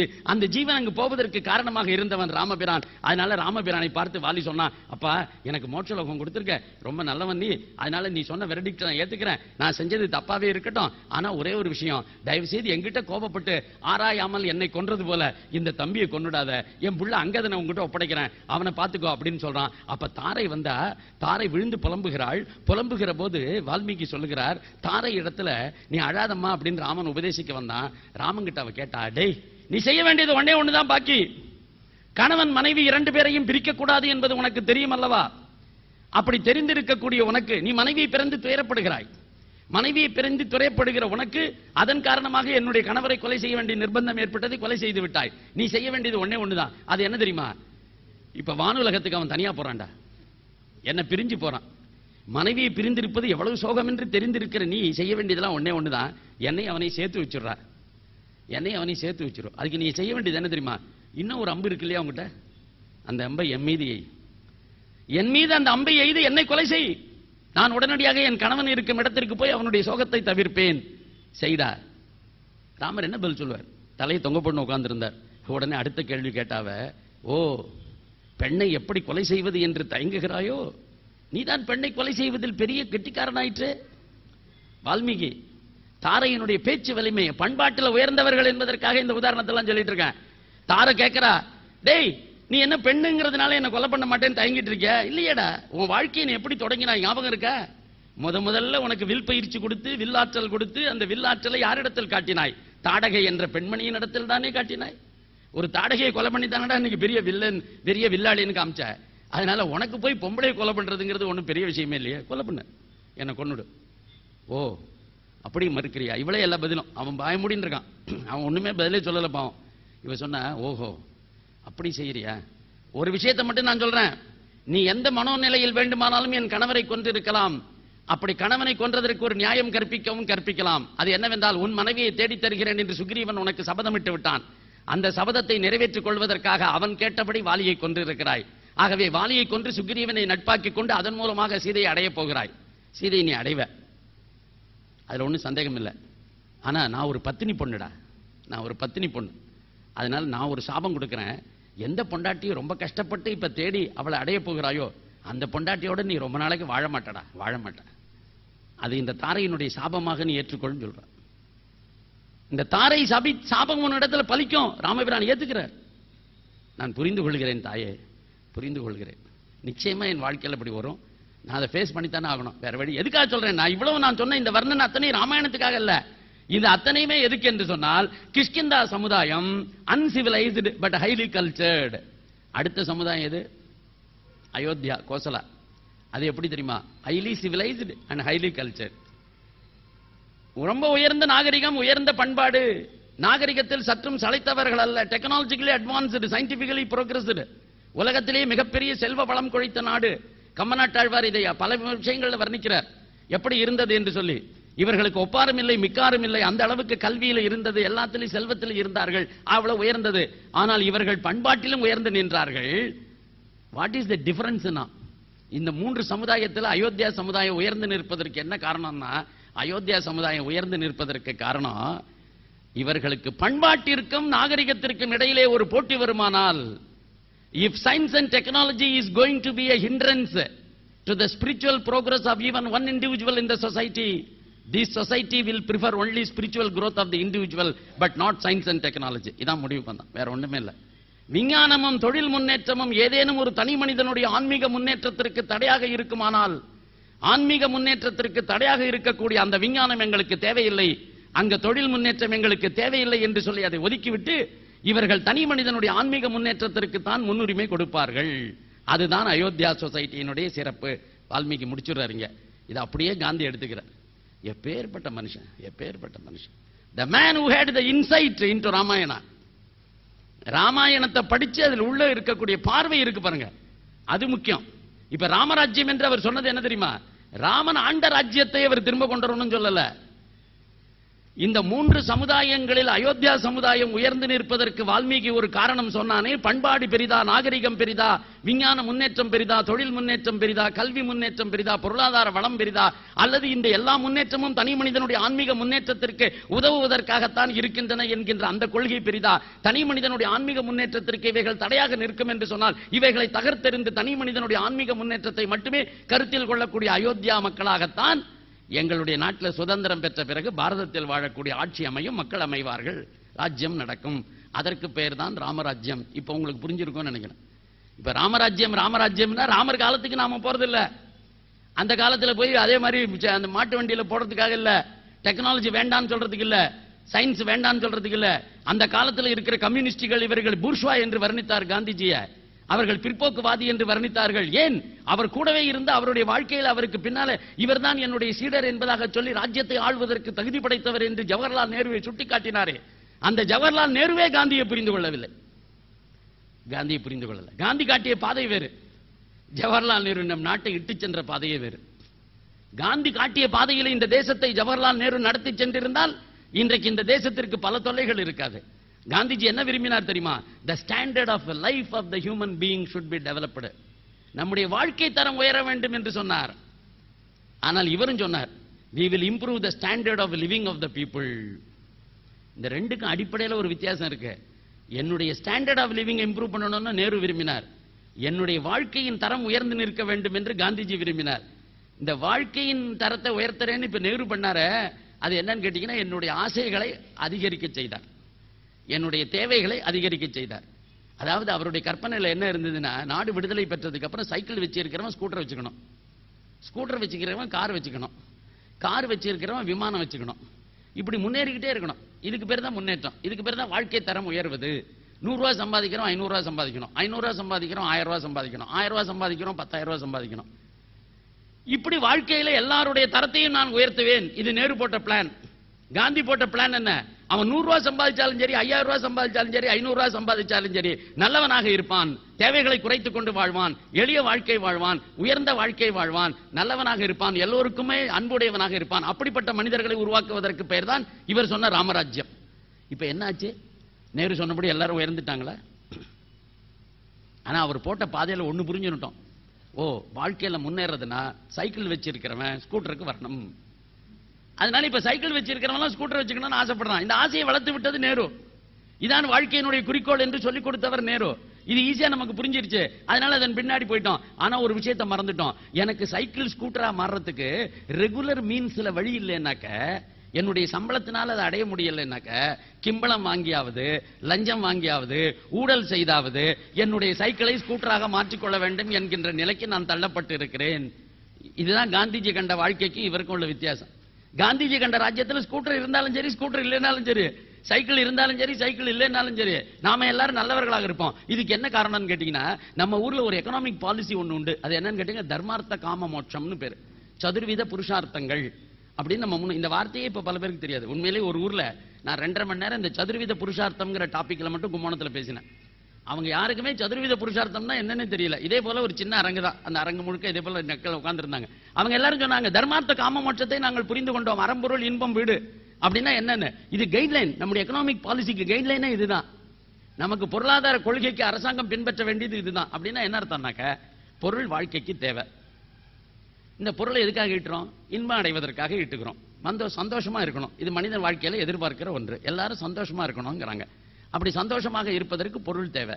இந்த பொருளை ஈட்டுகிற போது, இந்த சந்தோஷத்தை அனுபவிக்கிற போது, இந்த இரண்டுக்குமே ஆதாரமாக இருக்க வேண்டியது தர்மம். தர்மத்தின் வழியில் பொருளை ஈட்டி தர்மத்திற்கு இயைந்த இன்பத்தை தூய்ப்பதற்கு பெயர் வாழ்க்கை. அப்படி சொல்லிக் கொடுத்தது நம்முடைய முன்னோர்களுடைய வாழ்க்கை முறை.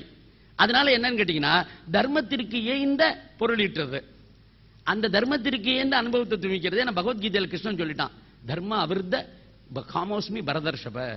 டேய், நான் அப்படிப்பட்ட காமண்டா. ஆசையே கூடாது நம்ம முன்னோர்கள் சொல்லல. ஆசை எல்லாருக்கும் இருக்கணும். ஆசை இல்லைன்னா வாழ்க்கை அது. ஆசைப்படணும், ஆசைப்படணும், சொன்னும் கூட சந்தேகமே இல்லை. ஆனா எப்படி ஆசை தெரியுமா? பகவான் கிருஷ்ணன் சொன்னா, நான் ஆசைதான், நானே தாண்டா ஆசை. உன் மனசுல ஏதாவது ஒரு ஆசை இருக்குதா, அது எதுவும் நினைக்காத, நான் தான் பகவான் தான். ஆகவே உன் மனசுல ஏதாவது ஒரு ஆசை வந்துச்சுன்னா, நான் தான் அந்த ஆசையான்னு தெரிஞ்சுக்கிறதுக்கு ஒரே ஒரு டெஸ்ட் போறோம். இது தர்மத்திற்கு விரோதம் இல்லாத ஆசையான் மட்டும் பாரு. உன் பொண்டாட்டிக்கிட்ட இன்பம் தூய்க்க வேண்டும் என்ற ஆசை உன் நெஞ்சத்தில் எழுந்தால், அது இங்க நான் இருக்கேன்டா, அங்க நான் இருக்கேன். அடுத்தவன் பொண்டாட்டிக்கிட்ட எப்படியாவது போயிடணும்னு நினைச்சேன்னா, அங்க நான் இல்லை. ரெண்டு ஆசை தானே. எது தர்மத்திற்கு இந்த ஆசை? இல்லறத்தை இணைந்து இல்லறத்திற்கு உட்பட்டு இருக்கிற இன்பத்தை தூய்ப்பது. பொருளீட்டுவதில் அதே போலதான். என்னுடைய உழைப்பு அதற்கேற்ற கூலி, என்னுடைய அறிவு அதற்கேற்ற கூலி. அதை நான் பெறுகிற போது, அந்த பொருளை வாங்குகிற போது, அந்த பொருளை அனுபவிக்கிற போது ஆபத்தே இல்லை, தப்பே இல்லை, அதான் அனுபவிக்கணும். அப்படி சொன்ன நாட்டுல நமக்கு எதிராக இன்னொரு கைட்லைன்னா அஸ்தேயம் அபரிக்கிரகம்னு ரெண்டு. இதை காந்திஜி புரிஞ்சு வச்சிருந்தார். காந்திஜியினுடைய ஆசிரமத்தில் காந்திஜி ஸ்வராஜ்யம் பெறுவதற்கு பின்னதாக இந்த தேசத்தில் இருக்கக்கூடிய மக்கள் உண்மையிலேயே ஆங்கிலேயனை விரட்டுவது மட்டும் நம்முடைய சுதந்திர போராட்டத்தினுடைய நோக்கம் அல்ல. ஆங்கிலேயர் அகன்று போனதற்கு பின்னாலே ஆன்மீக வாழ்க்கை எப்படி வாழ வேண்டும் என்று அவர்களுக்கு பயிற்சி கொடுக்க வேண்டும் என்பதற்காகத்தான் எல்லா இடத்திலையும் பல இடங்கள் ஆசிரமங்களை நிறுவினார். இந்த ஆசிரமங்கள் எல்லாம் என்ன நடந்ததுன்னு நினைக்கிறீங்க? தேசிய கல்வி கொடுத்தார். நேஷனல் எஜுகேஷனல் ஸ்கூல்ஸ் ஆரம்பிச்சார். எல்லா இடத்துலையும் கல்வி. பிரிட்டிஷ்காரன் ஸ்கூலுக்கு போகாதரா, என் ஸ்கூலுக்கு அனுப்பிடாங்க. என் ஸ்கூல்ல என்ன சொல்லிக் கொடுக்குறேன்? பிரிட்டிஷ்காரன் சொல்லிக் கொடுக்குற மாதிரி நான் படிப்பு சொல்லிக் கொடுக்க மாட்டேன். நம்ம பண்பாட்டுக்கு ஏற்ற படிப்பு. அது மட்டும் இல்ல, ஆசிரமவாசிகள் அத்தனை பேருக்கும் காங்கிரஸ்ல அந்த காலத்தில் யாரெல்லாம் தொண்டர்களாக இருந்தார்களோ அவர்கள் வார்தா கிராமத்தில் போய் இருந்தார்கள், சபர்மதி ஆசிரமத்தில் போய் இருந்தார்கள். எந்தெந்த இடத்தில் காந்திஜி ஆசிரமத்தை நிறுவி இப்படிப்பட்ட ஸ்கூல்ஸ் எல்லாம் உருவாக்கி இருந்தாரோ அதுல பயிற்சி பெற்றார்கள். அவர்கள் எல்லாருக்கும் என்ன பயிற்சி கொடுக்கப்பட்டது? ஒரு முக்கியமான பயிற்சி கொடுக்கப்பட்டது.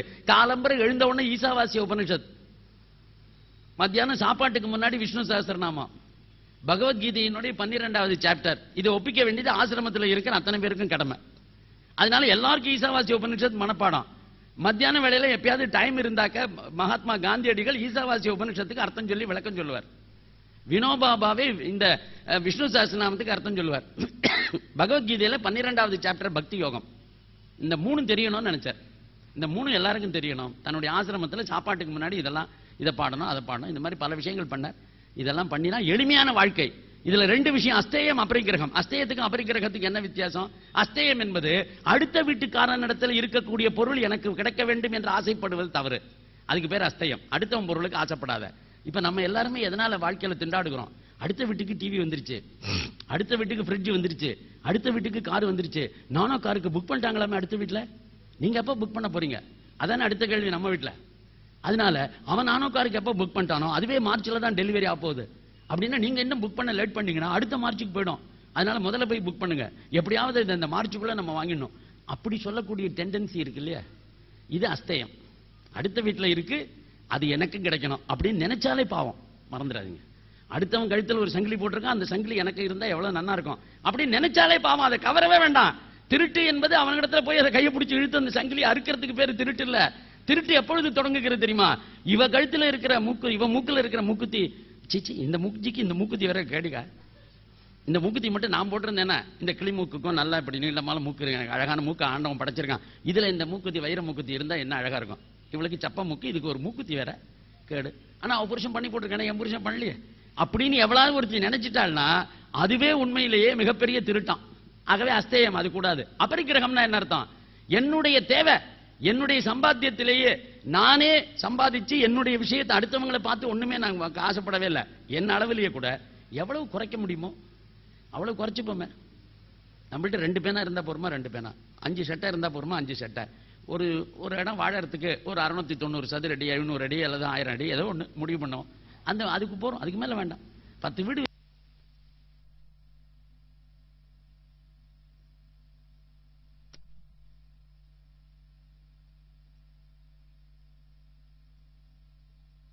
சுருக்கி கொண்டே போனா என்ன நடக்கும்னா நம்ம ஈட்டுகிற பொருள் நிறைய சேவிங்ஸ் ஆகும்.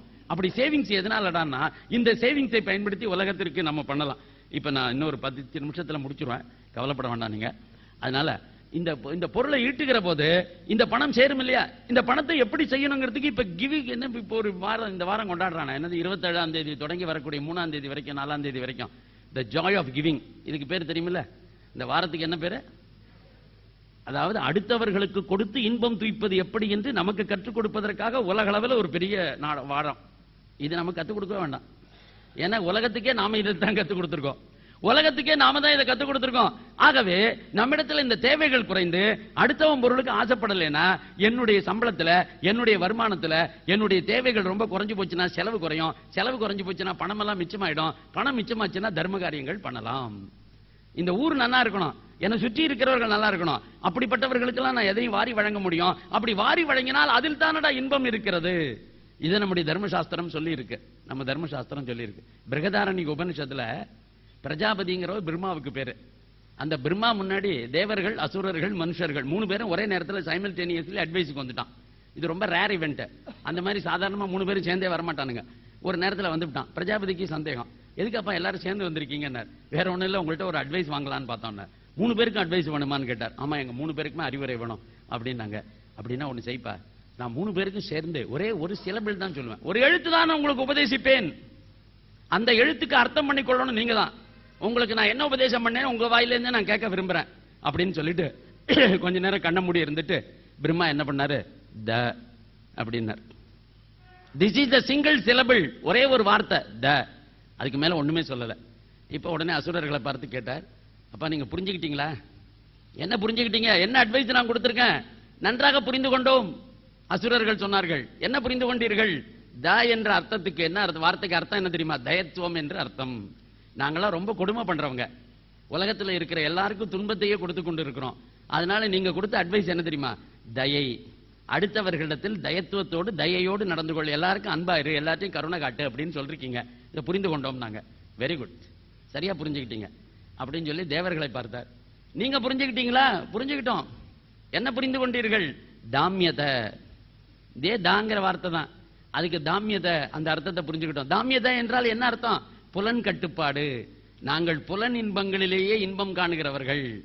ஆகவே எப்பொழுது பார்த்தாலும் புலன் இன்பங்களிலே ஈடுபட்டு கொண்டிருக்கிற தேவர்களாகிய எங்களுக்கு நீங்கள் புலனை கட்டுப்படுத்துங்கள் என்று எங்களுக்கு உபதேசம் பண்ணிருக்கீங்க.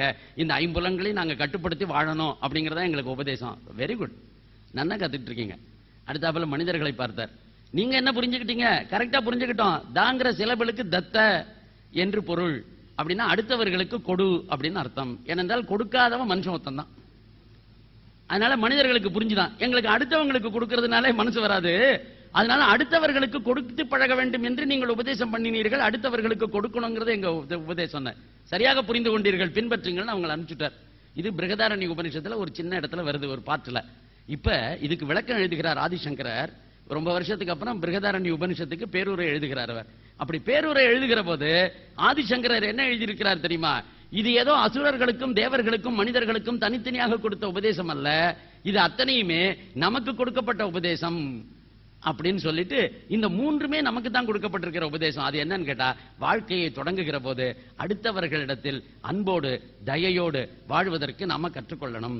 அப்படி தயையோடு அன்போடு வாழ்கிற போது lesser privileged people are there in the society. என்னை விட பணத்தில் குறைவாக இருக்கிறவர்கள் இருக்கிறார்கள், என்னை விட பதவியில் குறைவாக இருக்கிறவர்கள் இருக்கிறார்கள், என்னை விட வாழ்க்கை வசதிகளில் குறைவாக இருக்கிறவர்கள் இருக்கிறார்கள். ஆகவே அவர்களிடத்தில் எனக்கு தயை வேண்டும். அப்படின்னா அந்த தயை அப்படி மனசுல வந்துருச்சுனாக்க அதுக்கு பணம் வேணுமே, அவர்களுக்கு உதவி செய்யறதுக்கு. அதுக்கு எங்க போறது? நான் ஒரு சாதாரண ஏழை, நான் ஒரு சாதாரண கிளார்க்கு, நான் என்னை விட ஏழைகள் இருக்காங்க. தினக்கூலி இருக்கான், தினக்கூலி மட்டும் இல்ல, வாரத்துக்கு கூட அதிகமா சம்பளம் கிடைக்காதவன் இருக்கான், வேலையே கிடைக்காதவன் இருக்கான். இப்படி எத்தனையோ ஏழைகள் இருக்காங்களே, அவங்களுக்கு நான் எப்படி உதவ முடியும்? நான் வெறும் கிளார்க்கு சார், மந்த்லி என்னுடைய இன்கமே எனக்கு வாய்க்கும் கைக்கும் சரியா இருக்கு. அப்படி இருக்கிற போது நான் என்ன பண்றது அப்படின்னு கேட்டா, அதுக்கு அடுத்த வரியில பதில் சொன்னார் சங்கரர். சொல்றார், அடுத்த உபதேசத்தை பார்த்தியா? தாமியத்தை, புலனை கட்டுப்படுத்து. சம்பாதிக்கிற பணத்துல ரொம்ப குறைவான பணம் மட்டும்தான் நம்ம சாப்பாட்டுக்கு போகுது, மறந்துடாதீங்க. நீங்க ஒவ்வொருத்தரும் மாசம் பட்ஜெட் போட்டு பாத்தீங்கன்னா உங்களுக்கு தெரியும். எந்த குடும்பம்னா இருக்கட்டும், பணக்கார குடும்பம், ஏழை குடும்பம், 500 ரூபா, 1000 ரூபா, 5000 ரூபா, என்ன இன்கம் வேணா இருங்க, அந்த இன்கம்ல நீங்க வரிசையா எழுதிக்கிட்டே வந்தீங்கன்னா இந்த மாதம் சாப்பாட்டிற்காக பணக்காரனும் 2 இட்லி 1 வடை 1 தோசையை விட ஹோட்டல்ல வந்து சாப்பிட முடியுமா? சார் அவர் பணக்காரர் சார், அவர் ஒரு 50 இட்லி திம்பர், அவர் 20 வடை திம்பர், அப்படி சொல்ல முடியுமா? முடியவே முடியாது. எப்பேற்பட்ட அவனுக்கு கோடீஸ்வரனா இருந்தாலும் அவனுக்கு காலம்பர பிரேக்ஃபாஸ்ட்னால ஒரு பொங்கல் வடை தோசை, இல்லைன்னா இட்லி தோசை, 4 இட்லி, ஏதோ ஒன்று தானே சாப்பிட முடியும். இது எல்லாத்துக்கும் கணக்கு போட்டுட்டே வாங்க. மத்தியான சாப்பாடு, ராத்திரி சாப்பாடு, 3 வேளை சாப்பாடு, இதுக்கெல்லாம் கணக்கு போட்டீங்கன்னா ஒரு குடும்பத்துக்கு 3000 ரூபாய் இருந்தா, 5000 ரூபாய் இருந்தா விமர்சையா 3 பேர் சாப்பிடலாம். ஹோட்டல்ல போனா செலவு ஜாஸ்தி. வீட்டில் சாப்பிட்டீங்கன்னா 3000 ரூபாய் அல்லது 6000 ரூபாயில ஒரு 5 பேர் கொண்ட குடும்பம், 4 பேர் கொண்ட குடும்பத்துக்கு மளிகை சாமானுக்கு மட்டும் நீங்க என்ன செலவழிக்கிறீங்கன்னு பாத்தீங்கன்னா இதுதான். அதுவும் இப்போ 1 ரூபா அரிசி வாங்கி சாப்பிட்டீங்கன்னு வச்சுங்க, இன்னும் குறைஞ்சு போகுது. அதனால தான் அவன் என்ன பண்ணிவிட்டான், இந்த 1 ரூபா அரிசியை குறைக்கிற மாதிரி குறைச்சு விட்டு தோரம் பருப்பு விலை ஏற்றி விடுவான். இவன் சாம்பாரே பண்ணி சாப்பிட வேண்டாம் ஜென்மத்திலையும். அதனால வெறுஞ்சோத்தையை தின்னு பழகட்டும், அப்பதான் இந்த பயல்களுக்கு புத்தி வரும். அதனால வெறுஞ்சோறு என்னங்கிறது அவனுக்கு தெரியணுமா வேண்டாமா? சாம்பார்ல கலந்து சாப்பிட்டாதான் அது ருசியா இருக்குன்னு நினைச்சுக்கிட்டு சாம்பார் பண்றானுங்க. ஆகவே சாம்பார் இவனுக்கு கிடைக்கக்கூடாது, வெறுமனமே இவனுக்கு வெறும் சோறு மட்டும் கிடைக்கணுங்கிறதுக்காக ஒரு ஸ்கீம் கொண்டு இருக்காங்களே. அந்த மாதிரி இந்த மாதிரி ஆட்களுக்கு ரொம்ப குறைவான செலவு. மிச்சமெல்லாம் எங்க செலவழிக்கிறோம்? சினிமா, அதுக்கப்புறமா நமக்கு ட்ரெஸ், எல்லாமே புலன்களுக்கு தீனி போடுவதற்காக. கண்காட்சி பார்க்க போறோம், ஏதோ ஒரு இடத்துல ஐஸ்கிரீம் சாப்பிடுறோம், ஏதோ ஒரு இடத்துல வீடியோ வீட்டிலேயே தியேட்டர் வரணுங்கிறதுக்காக ஒரு டிவி வாங்குறோம், ஃப்ரிட்ஜ் வாங்குறோம், பழங்கள், என்னென்னவோ எத்தனையோ விஷயங்கள். நம்ம எதெல்லாம் புலன்களுக்கு தீனி போடுகிற விஷயங்களுக்கு, ஒரு சின்ன கேசட் வாங்குறோம், அதுக்கப்புறம் ஒரு சிடி வாங்குறோம், சிடி பிளேயர் வாங்குறோம். இது எல்லாமே என்னது? காதுக்கு பாட்டு கேட்கணுங்கிறதுக்காக ஒண்ணு, கண்ணு பார்க்கணுங்கிறதுக்காக இது. இது எல்லாமே இப்படித்தான் பண்றோம். டூரிங் போறோம், இங்க போறோம், எக்ஸிபிஷன் போறோம், அங்க போறோம், இங்க போறோம், ஏகப்பட்ட செலவு. இதெல்லாம் ஒரு பக்கத்துல எழுதுங்க. இதுல சங்கரர் நமக்கு ரொம்ப அழகா அட்வைஸ் பண்ணிருக்காரு. அப்பா, நான் ஒண்ணு நீ சினிமாவே பார்க்க கூடாதுன்னு சொல்லலப்பா, உன் பட்ஜெட்ல பாரு. போன மாசம் 4 சினிமா பார்த்திருந்தேன்னா அதுல ஒன்ன கட் பண்ண, எவ்வளவு ரூபா டிக்கெட்டு? 35 ரூபாயா? 2 பேர் போனீங்களா? 70 ரூபாயா? போடாத, உண்டியல்ல போடு. இந்த மாசம் 4 சினிமா பார்த்தா நினைச்சுக்கிட்டு 3 சினிமா பார்த்துட்டு ஒரு சினிமா போனதாகவே நினைச்சுக்கிட்டு போகாமல் அதுல மிஞ்சின பணத்தை ஒரு உண்டியலில் போடு. ஐஸ்கிரீம் சாப்பிடும் போது 2 கப் சாப்பிடறதுக்கு பதிலா 1 கப் சாப்பிட்டுட்டு போடு. 4 தரம் காபி சாப்பிடறவனா இருந்தா 2 தரம் காபி சாப்பிட்டு 2 தரம் காபிக்கு ஆகிற செலவை அதுல போடு. எல்லாத்தையும் போட்டுக்கிட்டே வா. ஒரு வருஷம் கழிச்சு பாத்தியானா உனக்கே ஆச்சரியமா இருக்கும், கிட்டத்தட்ட ஒரு 5000 ரூபாய் சேர்த்திருப்ப. நீ உனக்கு தெரியாமலேயே நீ 5000 ரூபாய் சேர்த்திருப்ப. இப்ப என்ன பண்ண தெரியுமா? இத இந்த வருஷம் எப்படியாவது ஒரு டிவி வாங்கணும்னு நினைச்சுட்டே இருந்தேன், இப்படி அழகா சேர்ந்துருச்சு, அதனால என் பொண்டாட்டி அதை விரும்புறா, அதனால வாங்கிடலாம்னு நினைக்க தோணும். அப்ப விடாத, அப்படி செய்யாத. அதுக்கு மேல என்ன பண்ணணும்னு கேட்டா, அடுத்த வரி இருக்கு பாருங்க, தத்த. தாமியதை பண்ணினால் பணம் குறையுது, பணம் மிஞ்சுது. அது தயை ஏற்கனவே டெவலப் பண்ணிருக்க. லெசர் பிரிவிலேஜ்டு பீப்புளுக்கு ஹெல்ப் பண்ணணுங்கிற டெண்டன்சி உன் மனசுல இருக்கு, அதுக்கு பணமும் வந்துருச்சு. இப்ப 3வது நீ என்ன செய்யணும்னா, இந்த பணத்தை எடுத்து இது என் பணம் அல்ல என்று நினைத்து அதை ஒரு நல்ல காரியத்திற்கு செலவழி. அடுத்தவர்களுக்கு கல்வி கொடு, ஃபீஸ் கட்டு, இதுக்கு ஹெல்ப் பண்ணு, அதுக்கு ஹெல்ப் பண்ணு. ஆகவே குழந்தைகளுக்கு கூட பாக்கெட் மணி கொடுக்கிற போது அந்த பாக்கெட் மணியை சேவ் பண்ணி தன்னுடைய கிளாஸ்மேட் யாராவது ஒரு எக்ஸிபிஷன் போறதுக்கு, ஒரு எக்ஸ்கர்ஷன் போறதுக்கு அவனால ஃபீஸ் கட்ட முடியாத சூழ்நிலை வருகிற போது, எக்ஸாமினேஷன் ஃபீஸ் கட்ட முடியாத சூழ்நிலை வருகிற போது, நம்ம குழந்தைகளுக்கு டேய் உங்ககிட்ட தான் பாக்கெட் மணி சேவிங்ஸ் இருக்குல்ல, அதுல எவ்வளவு ரூபா இருக்குன்னு பாரு, 500 ரூபாய் இருக்கா, உன் ஃப்ரெண்டுக்கு 300 ரூபா தானே தேவை, குடுறா, அப்படின்னு சொல்லி பழக்குங்க. அதுக்கு பேர் தத்த. அப்படி பழக்கினால் சமுதாயத்தில் கொடுக்க வேண்டும் என்கின்ற உணர்வு வரும். அந்த காலத்தில் இது இயல்பா இருந்தது. ஏன் 4-5 அக்கா தங்கச்சியோட பிறந்தோம், 4-5 அண்ணன் தம்பியோட பிறந்தோம். அதனால இயல்பாகவே ஷேரிங் டெண்டன்சி நமக்கு இருந்தது. இப்ப எல்லாருமே வீட்டுல ஒரு குழந்தை, அப்பா அம்மா 2 பேரும் என்ன சொல்றாங்க, நாங்க 2 பேரும் சம்பாதிக்கிறது அப்பா உனக்கு தாங்கிறான். திரும்ப திரும்ப அந்த குழந்தைகிட்ட ஒரு வார்த்தை, அதுக்கு எது புரியுதோ எது புரியலையோ, பிறந்ததுல இருந்து கடைசி வரைக்கும் அதுக்கு புரிஞ்சிருக்கிற ஒரு வார்த்தை, இந்த அப்பா அம்மா 2 பேரும் சம்பாதிக்கிறது எனக்கு தான். ஏன்னா இவங்களே சொல்றாங்க, டேய் நாங்க இப்படி கஷ்டப்பட்டு யாருக்கடா சம்பாதிக்கிறோம், எல்லாம் உனக்கு தானடா. அப்படின்னா அவன் என்ன சொல்றான், 4 ஐஸ்கிரீம் வாங்கி கொடு, இப்ப என்ன கொள்ள போகுது உனக்கு அப்படிங்கிற. அவன் 4 ஐஸ்கிரீம் வாங்கி கொடு, 5 ஐஸ்கிரீம் வாங்கி கொடு, இந்த சட்டையை வாங்கி கொடு, அந்த சட்டையை வாங்கி கொடு. சரி, ஒரு ஐஸ்கிரீமே வாங்கி கொடுக்குற, ஒரு மிட்டாயை வாங்கி கொடுக்குற, பக்கத்து வீட்டு குழந்தை பக்கத்துல வந்து நிக்குது. அதுக்கு கொஞ்சம் கொடுத்து பழகுன்னு நம்ம சொல்றது கிடையாது. ஒண்ணு அதுவே நாம சொன்னாலும் கேட்கறது இல்ல. நீங்க பை சான்ஸ் கொடுங்க, நான் ஏன் கொடுக்குறான், அதெல்லாம் எனக்கு தான் அப்படி சொல்லக்கூடிய டெண்டன்சி. முன்னையெல்லாம் எப்படி, ஒரு சின்ன ஏழை குழந்தை, ஒரு அக்கா, ஒரு 5 வயசு பொண்ணு, அவளுக்கு தம்பி ஒரு 3 வயசுன்னு வைங்க, அவ கையில ஒரு குஞ்சாலடி, இந்த கோவில்ல எங்கேயாவது யாரோ கொடுக்குறாங்க, ஒரு பிரசாதம் கொடுத்தீங்கன்னா இந்த பிரசாதத்தை உடனே சாப்பிடாது. இந்த பொண்ணு என்ன செய்யுங்க, மெனக்கட்டு எடுத்துன்னு போய் என் தம்பிக்கு கொடுக்கணும்னு சொல்லும். என் தம்பியோட ஷேர் பண்ணி சாப்பிடணுங்க. எந்த குடும்பத்து குழந்தையாக இருந்தாலும் தமிழ்நாட்டினுடைய சிறப்பு இது. மகாத்மா காந்தியடி தமிழகத்தில் இருந்து தெரிந்து கொண்ட பெரிய வார்த்தையே எளிமை. இந்த 4 முழ வேஷ்டி இருக்க, இந்த 4 முழ வேஷ்டி கட்டுறதே போறோம் அப்படின்னு தமிழன் தாண்டா சொல்லி கொடுத்தான் அவங்களுக்கு. காந்திஜி என்ன ஆரம்பத்திலேருந்தே 4 முழ வேஷ்டியை கட்டிட்டு இருந்தார் இல்லையே. அவர் பேண்ட் சூட் எல்லாம் போட்டுட்டு இருந்தார். ஏன்னா வடக்க இருக்கிற கிளைமேட்டே அப்படிதான். வடக்க இருக்கிறவனுக்கு சூட்டு தேவை, ஸ்வெட்டர் தேவை, கோட்டு தேவை, அது மாதிரி பழகிட்டான். அதுவும் வெஸ்டர்ன் தாக்கம் வேற, அதனால எல்லாமே பேண்ட் ஷர்ட் கோட்டு இப்படியே போட்டு போட்டு பழகிட்டாங்க. அப்படிதான் வந்துட்டு இருந்தாரு ஆப்பிரிக்காவில இருந்து இங்க வந்த போது. அதுக்கப்புறம் தமிழ்நாட்டில் டூர் பண்ணிட்ட போது பார்த்தாரு, இங்க காங்கிரஸ் கமிட்டி தலைவருங்கிறான். என்ன 400 ஏக்கர். இவர் எந்த ஊருங்க, கோயம்புத்தூர்காரர். எத்தனை ஏக்கர், காங்கிரஸ்ல பெரிய தலைவர். இப்ப நம்ம தமிழ்நாட்டில் அவருடைய இயக்கத்தில் இருக்கிறவங்கன்னு வச்சுங்க அந்த காலத்துல. அப்ப அவர் யாரு பார்த்தா 4 முழ வேஷ்டி ஒரு துண்டு. நம்ம ஊர் கொங்கு வேளாளர், அந்த ஊருக்கு பெரிய மிராஸ்தார், அந்த ஊர்ல நிலைச்சு வந்தார். ஆனா அவருடைய இடுப்புல ஒரு 4 முழ வேஷ்டி, மேல ஒரு துண்டு, அவ்வளவுதான் இருக்குது. அதை பார்த்த உடனே இவருக்கு என்ன ஆச்சரியம், இப்படிதான் இருப்பாரு எப்பவுமே. ஆமாங்க, எங்க படுப்பாரு, கயிற்று கட்டில பாருங்க, இந்த மேல ஒரு ஷார்ப்பு போட்டு இறக்கிருக்க இந்த தின்ன மாதிரி, இந்த இடத்துல சாயங்காலம் காத்து கட்டில காற்றாட படுத்துருவாரு. அதுக்கப்புறம் சாப்பாடு மத்தியானம் ஒரு வேளை, ராத்திரி ஒரு வேளை, இதே குழம்பு சோறு தான், இதே தான், வேற ஒன்றும் இல்லை. அதுக்காக ஜாங்கிரியா சாப்பிடுவாரு பணக்காரருங்கிறதுனால. வேளை வேலைக்கு ஜாங்கிரியை கொண்டா, ஐஸ்கிரீமை கொண்டா, ஃப்ரிட்ஜில் வச்சதை கொண்டா, அதை கொண்டா, இதை கொண்டான்னு கேட்பாரா. அதனால அதெல்லாம் கேட்கறது இல்லை. அவர் மட்டும் ஆர்டினரி இருக்காரு. இப்படி வாழ்வாங்களா? ஏன்னா பகவான் உலகத்திலேயே தமிழ்நாட்டை தான் அப்படி படைச்சிருக்கான். தமிழ்நாட்டை எப்படி படைச்சிருக்கான் தெரியுமா? சீதோஷ் நிலையில நமக்கு ட்ரெஸ்ஸே தேவையில்லை. எப்படின்னு கேட்டீங்கன்னா, மினிமம் ட்ரெஸ்ல நம்ம ஊர்ல விண்டர்ல கூட நமக்கு குளிர் எடுக்கிறதுக்கு ஒரு சாதாரண துண்டை போத்திக்கிட்டா போறோம். அதனாலதான் நம்ம ஊர்க்காரங்களாம் அந்த காலத்துல கோமணம் கட்டுற பழக்கம் இருந்த காலத்துல நான் சொல்றது. அப்படி கோமணம் கட்டுற காலத்துல ராத்திரி இடுப்பு வேட்டியாவது அப்படியே போத்திடுவான். அப்படி இடுப்பு வேட்டியாவது போத்தி நான் மாட்டு தூங்கிடுவான். குளிர் மார்கழி மாசம் கொஞ்சம் குளிர் அடிக்குதுன்னா அதான் அவனுக்கு அதிகபட்ச குளிர் போர்வா தான். காலம்பரை எழுந்து குளிக்க போயிடுவான். அந்த மாதிரி வாழ்ந்த தமிழ்நாடு. இதை இங்க இருந்து கத்துக்கிட்டார் காந்திஜி. இங்க தான் கத்துக்கிட்டார், மதுரை ஜங்ஷன்ல கத்துக்கிட்டார், முடிவெடுத்தார். இனிமேல் நான் இந்த ட்ரெஸ் எல்லாம் தூக்கி எறிஞ்சிட்டு 4 முழ வேட்டி தான் கட்டுவேன்னாரு. 4 முழ வேட்டி கட்டினாரு. அவர் 4 முழ வேட்டி கட்டுக்க வேண்டும் என்கின்ற உணர்வை ஏற்படுத்தியதே தமிழ்நாட்டினுடைய எளிய வாழ்க்கை முறைதான். அப்பேற்பட்ட வாழ்க்கை முறையில் இந்த தேசம் முழுக்க வாழ வேண்டும் என்று ஆசைப்பட்டார். அதற்குத்தான் ராமராஜ்யம் என்று சொன்னார். அதனால புலன் கட்டுப்பாடு வேண்டும், தேவைகளை குறைத்துக் கொள்ள வேண்டும், உயர்ந்த வாழ்க்கை வாழணும். இதுல சுதேசி அப்படின்னு ஒரு வார்த்தையை அவர் சொன்னார். இந்த சுதேசிய பொருளாதார கொள்கைனா பல பேருக்கு என்னன்னு புரியல. இதையும் கூட கொஞ்சம் ஓரளவு ஒரு வரியாக சொல்லிட்டு நான் முடிக்கணும். அது என்னன்னா, இந்த சுதேசினாக்க நம்ம ஊர்ல நல்லெண்ணெய் தேவை, கடலெண்ணெய் தேவை, சோப்பு தேவை, இதெல்லாம் மனுஷனுக்கு ஆதார தேவைகள்னு வச்சுப்போம். இந்த சோப்பு என்னத்துக்காக ஹமாம் கம்பெனிக்காரன் தயார் பண்ணி, அதுல எதுக்காக ஒரு நடிகையை விளம்பரப்படுத்துறதுக்கு அவளை என்கேஜ் பண்ணி, அவளுக்கு ஒரு 5 லட்சம் ரூபாய் ஒரு நாளைக்கு ஷூட்டிங்கு பணம் கொடுத்து, அதுக்கப்புறம் ஹமாம் சோப்பை உபயோகப்படுத்துங்கள் அப்படின்னு, நான் அதை அன்றாடம் உபயோகப்படுத்துவது ஹமாம் சோப்பு தான் அப்படின்னு அவ சொல்லி, அவளுக்கு கொடுக்குற அந்த 5 லட்சத்தையும் அதுக்கப்புறம் அந்த ஷூட்டிங் நடக்கிற செலவையும் அதை எல்லா டிவி சேனல்லையும் போடுறதுக்கு வருஷத்துக்கு எத்தனை பணம் ஆகுதோ அந்த பணத்தையும் சேர்த்து அந்த சோப்பு தயாரிக்கிற விலைக்கு மேல வச்சு அதை நம்ம இடத்துல 15 ரூபா 20 ரூபா அப்படின்னு ஒருத்தன் சோப்பு விற்கிறான். அதை நம்ம வாங்குறோம். இதுக்கு போட்டியா இன்னொரு கம்பெனிக்காரன் வாங்குறான், இன்னொரு கம்பெனிக்காரன் போடுறான், அவன்தையும் வாங்குறோம், ஏதோ ஒரு கம்பெனியும் வாங்குறோம்.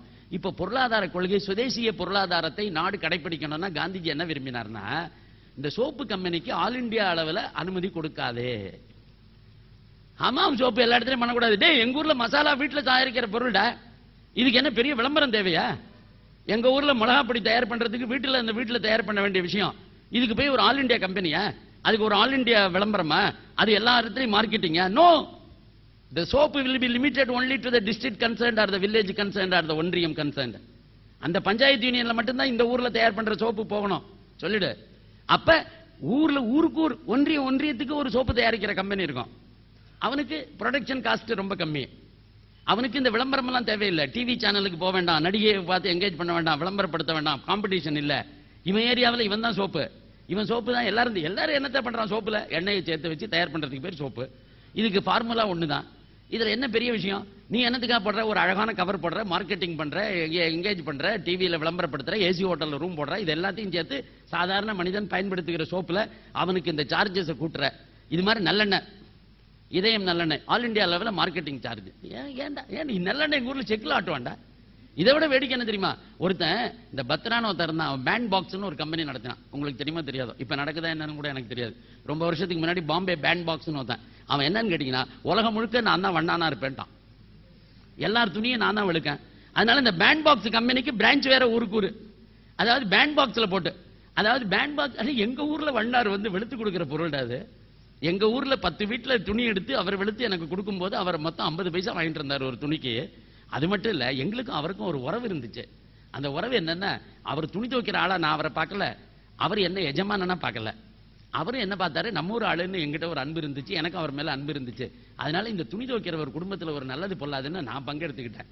எங்க வீட்டுல ஒரு நல்லது பொல்லாதுன்னு அவர் பங்கெடுத்துக்கிட்டாரு. அவருக்கு பணம் காசு கொடுக்க முடியாது, வேற விதத்துல உதவி பண்ணுவாரு. நான் பணம் காசு கொடுத்து அவர் பொண்ணுக்கு கல்யாணம்னா அதுக்கு ஒரு நகை நட்டு எடுத்து கொடுத்து அது மாதிரி நாங்க பண்ணுவோம். எங்க ஊர்ல இருக்கக்கூடிய அம்பட்டனுக்கு அதான், எங்க ஊர்ல இருக்கிற எல்லாருக்கும் அப்படிதான். எங்க relationship is different, mutually cooperative. எல்லோரும் கூட்டுறவு வாழ்க்கை வாழ வேண்டும் என்று காந்திஜி விரும்பினார். அப்பேற்பட்ட வாழ்க்கை இந்து சமுதாயத்தில் இருக்கிறது என்று சொன்னார். அதை பின்பற்ற வேண்டும் என்று சொன்னார். Competition is the western theme. போட்டி மனப்பான்மை என்பது வெளிநாட்டுக்காரன் கொண்டு வந்தது. ஆகவேதான் ஒரு மசாலா கம்பெனிக்கு இன்னொரு மசாலா கம்பெனிக்கு போட்டி. அட ரெண்டுமே வீட்டுல தயார் பண்ற பொருள்டா. இதுக்கு எதுக்கு நான் பெரிய போட்டி என்னடா வேண்டி கிடக்கல? இதுக்கு ஒரு போட்டி, கம்பெனி, விளம்பரம், இதுக்கு ஒரு காம்படிஷன், இதெல்லாம் என்னத்துக்காக? தேவையில்லையே. அப்படி என்று காந்திஜியினுடைய சுதேசியம் என்றால் அந்தந்த மாவட்டத்தில் எது எது லோக்கல் யூஸுக்காக தயார் பண்ணுகிற பொருள்களை அந்தந்த மாவட்டத்தில் மட்டுமே அதை தயாரிக்கவும் விற்பனை செய்யவும் உரிமை வழங்குவது, அது அரசாங்கத்தினுடைய பொருளாதார கொள்கையாக இருக்க வேண்டும். அது எங்க தூரம் மாறி போச்சுன்னு கேட்டீங்கன்னா, நல்லவேளை போன வருஷம் 2 வருஷத்துக்கு 4 வருஷத்துக்கு முன்னாடி வரைக்கும் காய்கறியாவது நாம வித்துட்டு இருந்தோம். காய்கறியாவது நம்ம விவசாயி கொண்டு வந்து இங்க வைப்பான். இப்ப இதையும் ரிலையன்ஸ் கம்பெனி கொடுத்துட்டானுங்க. இப்ப ரிலையன்ஸ் கம்பெனிக்காரன் என்ன பண்றான், இந்த அடிமாட்டு விலைக்கு காய்கறி இவங்கிட்ட இருந்து வாங்கி, விவசாயி கிட்ட இருந்து வாங்கி, அதை ஒரு பெரிய ஏசி ஷோரூம் எல்லாம் போட்டு அதை ரொம்ப அழகாக பதப்படுத்தப்பட்டு நல்ல ஒரு பேக்கெட்ல போட்டு ரொம்ப அழகாக கொடுக்கிறார்கள் சொல்லி நாமளும் கூட, நீங்க எங்க காய்கறி வாங்குறீங்க? அந்த வாசல்ல ஒத்தி கூடை தூக்கிட்டு வருவோம், அவள்கிட்ட வாங்கினா கௌரவ குறைச்சலாம். நேற்று வரைக்கும் வாசல்ல கூடை தூக்கிட்டு வந்தவள்கிட்ட தான் வாங்கிட்டு இருந்தோம். இப்ப என்னன்னு கேட்டா, நாங்களாம் ரிலையன்ஸ் ஃப்ரெஷ்க்கு தான் போறோம். அதாவது ரிலையன்ஸ் ஃப்ரெஷ்ல போய் வாங்குறதுல அது பெரிய கௌரவ ஸ்டேட்டஸ். அதாவது ஸ்பென்சர் டெய்லியில் தான் நாங்க போய் வாங்குவோம். அதாவது ஸ்பென்சர் டெய்லியில் வாங்கணும், ரிலையன்ஸ் ஃப்ரெஷ்ல வாங்கணும். என்னையா கேவலம் அல்ல? எங்கேயாவது ஒரு இடத்துல எவனாவது செக் பண்றானா? எவனாவது ஒருத்தன் யோசிச்சிருக்கானா இதெல்லாம்? ஏண்டா எங்கேயோ காந்திஜி என்னவோ சொன்னாரடா, நமக்கு தேவையில்லாத விஷயங்கள் எல்லாம் நம்ம நாட்டில் அரசாங்கம் வந்து கொஞ்சம் கூட கவனிக்காம அவர் என்ன சொன்னாரு, எந்த அளவுக்கு பண்ணார் தெரியுமா? மதத்தில் கூட சுதேசியம் வேண்டும்னார். இந்த மாதிரி ஒரு ஆள் சொன்னதில்ல. நமக்கு மதத்திற்காக கூட தெய்வத்திற்காக கூட சுதேசியத்தான் பின்பற்ற வேண்டும்னார்.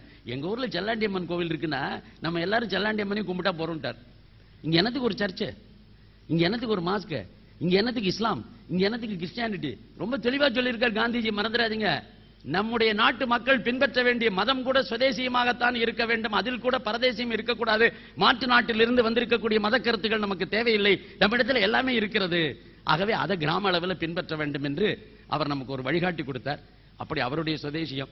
இன்னொன்னு, இந்த காட்டேஜ் இண்டஸ்ட்ரீஸ் வளரணும்னு ஆசைப்பட்டார். பெரிய லார்ஜ் ஸ்கேல் இண்டஸ்ட்ரி கூடாதுன்னார். ஏன்னா லார்ஜ் ஸ்கேல் இண்டஸ்ட்ரியில ஒரு பெரிய ஆபத்து. அவர் என்ன சொன்னாரு, லார்ஜ் ஸ்கேல் இண்டஸ்ட்ரியலைசேஷன் அர்பனைசேஷன்ல கொண்டு விடும்.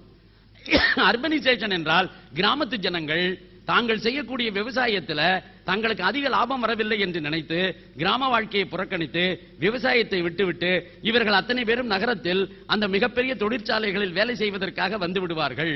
அப்படி வருகிறவர்களை கட்டுப்படுத்த முடியாது. அப்படி கட்டுப்படுத்த முடியாத போது அங்கிருக்கிற கார்ப்பரேஷன், அங்கிருக்கிற முனிசிபாலிட்டி இவர்களுக்கு இடஒதுக்கீடு செய்து அவர்கள் குடியிருப்பதற்கு வீடுகள் கட்டித்தரவும் முடியாது. அந்த நேரத்தில் அவர்கள் என்ன செய்வார்கள் என்றால், புறம்போக்கு நிலங்களை எல்லாம் கண்ட இடத்துல கண்டவர்கள் குடிசை போட்டு அதை ஆக்கிரமித்துக் கொள்வார்கள். அப்படி உருவானதுதான் உலகம் முழுவதும் இருக்கக்கூடிய ஸ்லம்ஸ். இந்த ஸ்லம்னா நம்ம ஊர்ல தான் இருக்குன்னு நினைக்காதீங்க. அமெரிக்காவில் ஸ்லம் இருக்கு, மறந்துடாதீங்க. பிரான்ஸ்ல ஸ்லம் இருக்கு. எங்கெல்லாம் லார்ஜ் ஸ்கேல் இண்டஸ்ட்ரியலைசேஷன் இருக்கிறதோ அந்த எல்லா இடத்திலும் ஸ்லம்ஸ் இருக்கிறது. ஸ்லம்ஸ் இல்லாத இடமே கிடையாது.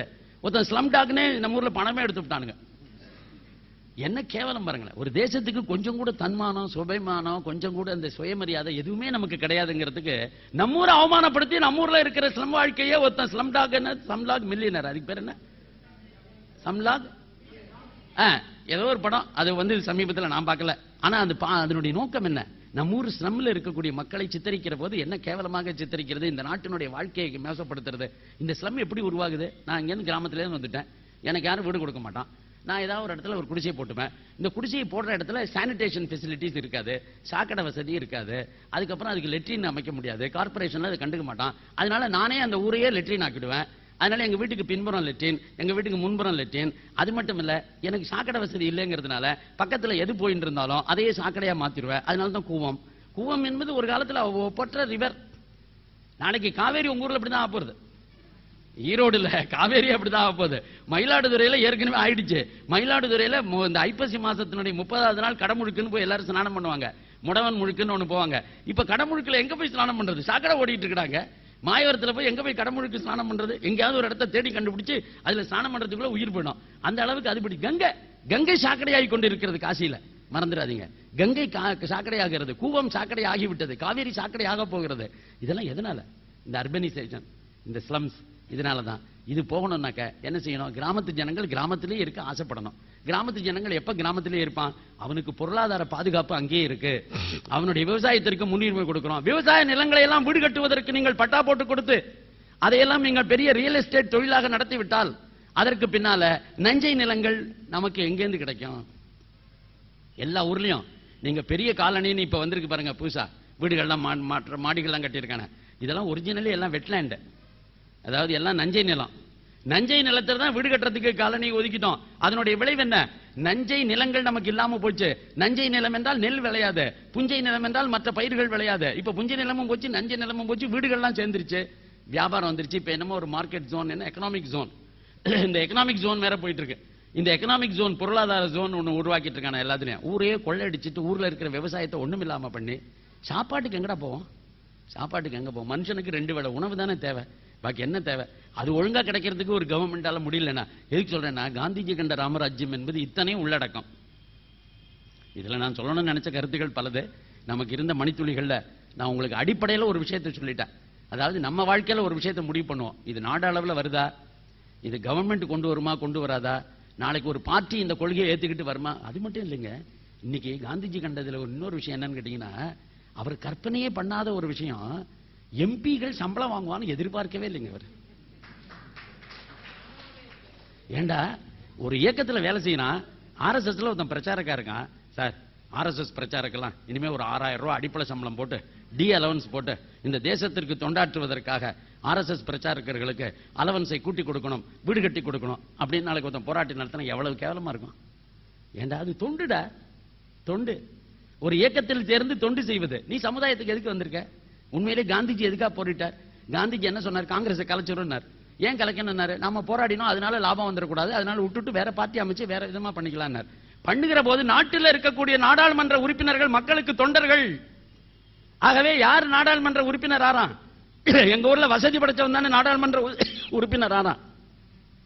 2 கோடி ரூபாய் 5 கோடி ரூபாய் செலவு பண்ணாம ஒருத்த நாடாளுமன்ற உறுப்பினர் ஆக முடியல. ஆனால் 2 கோடி ரூபாய் எவனுக்கு செலவு பண்ணி நாடாளுமன்ற உறுப்பினர் ஆக முடிகிறதோ அவனுக்கு மாசந்தோறும் 10,000 ரூபாய் சம்பளம் கொடு, அதை கூட்டி கொடு வருஷம் கேட்டா என்ன சார் நியாயம்? உனக்கு இந்த 10,000 ரூபாய் வந்தா ஆக போகுது. உனக்கு எம்பி பிளாட் என்னத்துக்கு? நீ டெல்லியில நீயாவே ஒரு பிளாட் வாங்கிக்க முடியாது. அது மட்டும் இல்ல, உனக்கு என்னத்துக்கு சம்பளம்? அது மட்டும் இல்ல, அந்த எம்பி சம்பளத்தை கூட்டணுங்கிறான், 2 வருஷத்துக்கு ஒரு தடவை கூட்டுங்கிறான், டிஏ கொடுங்கிறான். இதை விட கேவலம் என்ன தெரியுமா? ஒரு காலத்துல எம்பியா இருந்தவனுக்கு பென்ஷன் இல்லாம இருந்துச்சு. இப்ப என்ன சொல்லிவிட்டான்? ஒரு டேர்ம்ல 5 வருஷம் எம்பியா இருந்துட்டான்னா அவனுக்கு ஆயுசு முழுக்க பென்ஷன் கொடுக்கணுங்கிறான். இப்ப பென்ஷன் ஸ்கீம் வந்துருச்சு. நம்ம தமிழ்நாட்டில் இதை விட ஒரு படி போய் எம்எல்ஏக்களுக்கெல்லாம் நில ஒதுக்கி வீடு கட்டி கொடுங்கிறான். வீடே கட்டி கொடு சார், நாங்களாம் சும்மாவா செய்யறோம் அப்படிங்கிறான். என்ன வேடிக்கைன்னாக்க, அடப்பாவிகளா நீங்களா எங்கேந்திர வந்தீங்க? இதெல்லாம் தொண்டுடா, தொண்டு. தொண்டுக்கு யாராவது பணம் கேட்பார்களா? இன்னும் கொஞ்ச நாள் கழிச்சு எப்படி தெரியுமா நிலைமை வரப்போகிறது? நம்முடைய தாய் இடத்துல நாம ஏதாவது ஒன்று பெறுவதற்கு கூட அதுக்கெல்லாம் கூலி கேட்கக்கூடிய நிலைமை வந்துடும். தாய் தன்னுடைய தொண்டை செய்வதற்கு மகனிடத்துல கூலி கேட்கக்கூடிய நிலைமை வந்துடும். ஏன்? ஏதாவது ஒரு இடத்துல ஆரம்பிக்கிறது எல்லா இடத்தையும் பாதிக்குமா, பாதிக்காதாடா? அப்படி தொண்டு செய்வதற்கு காந்திஜி கண்ட ராமராஜ்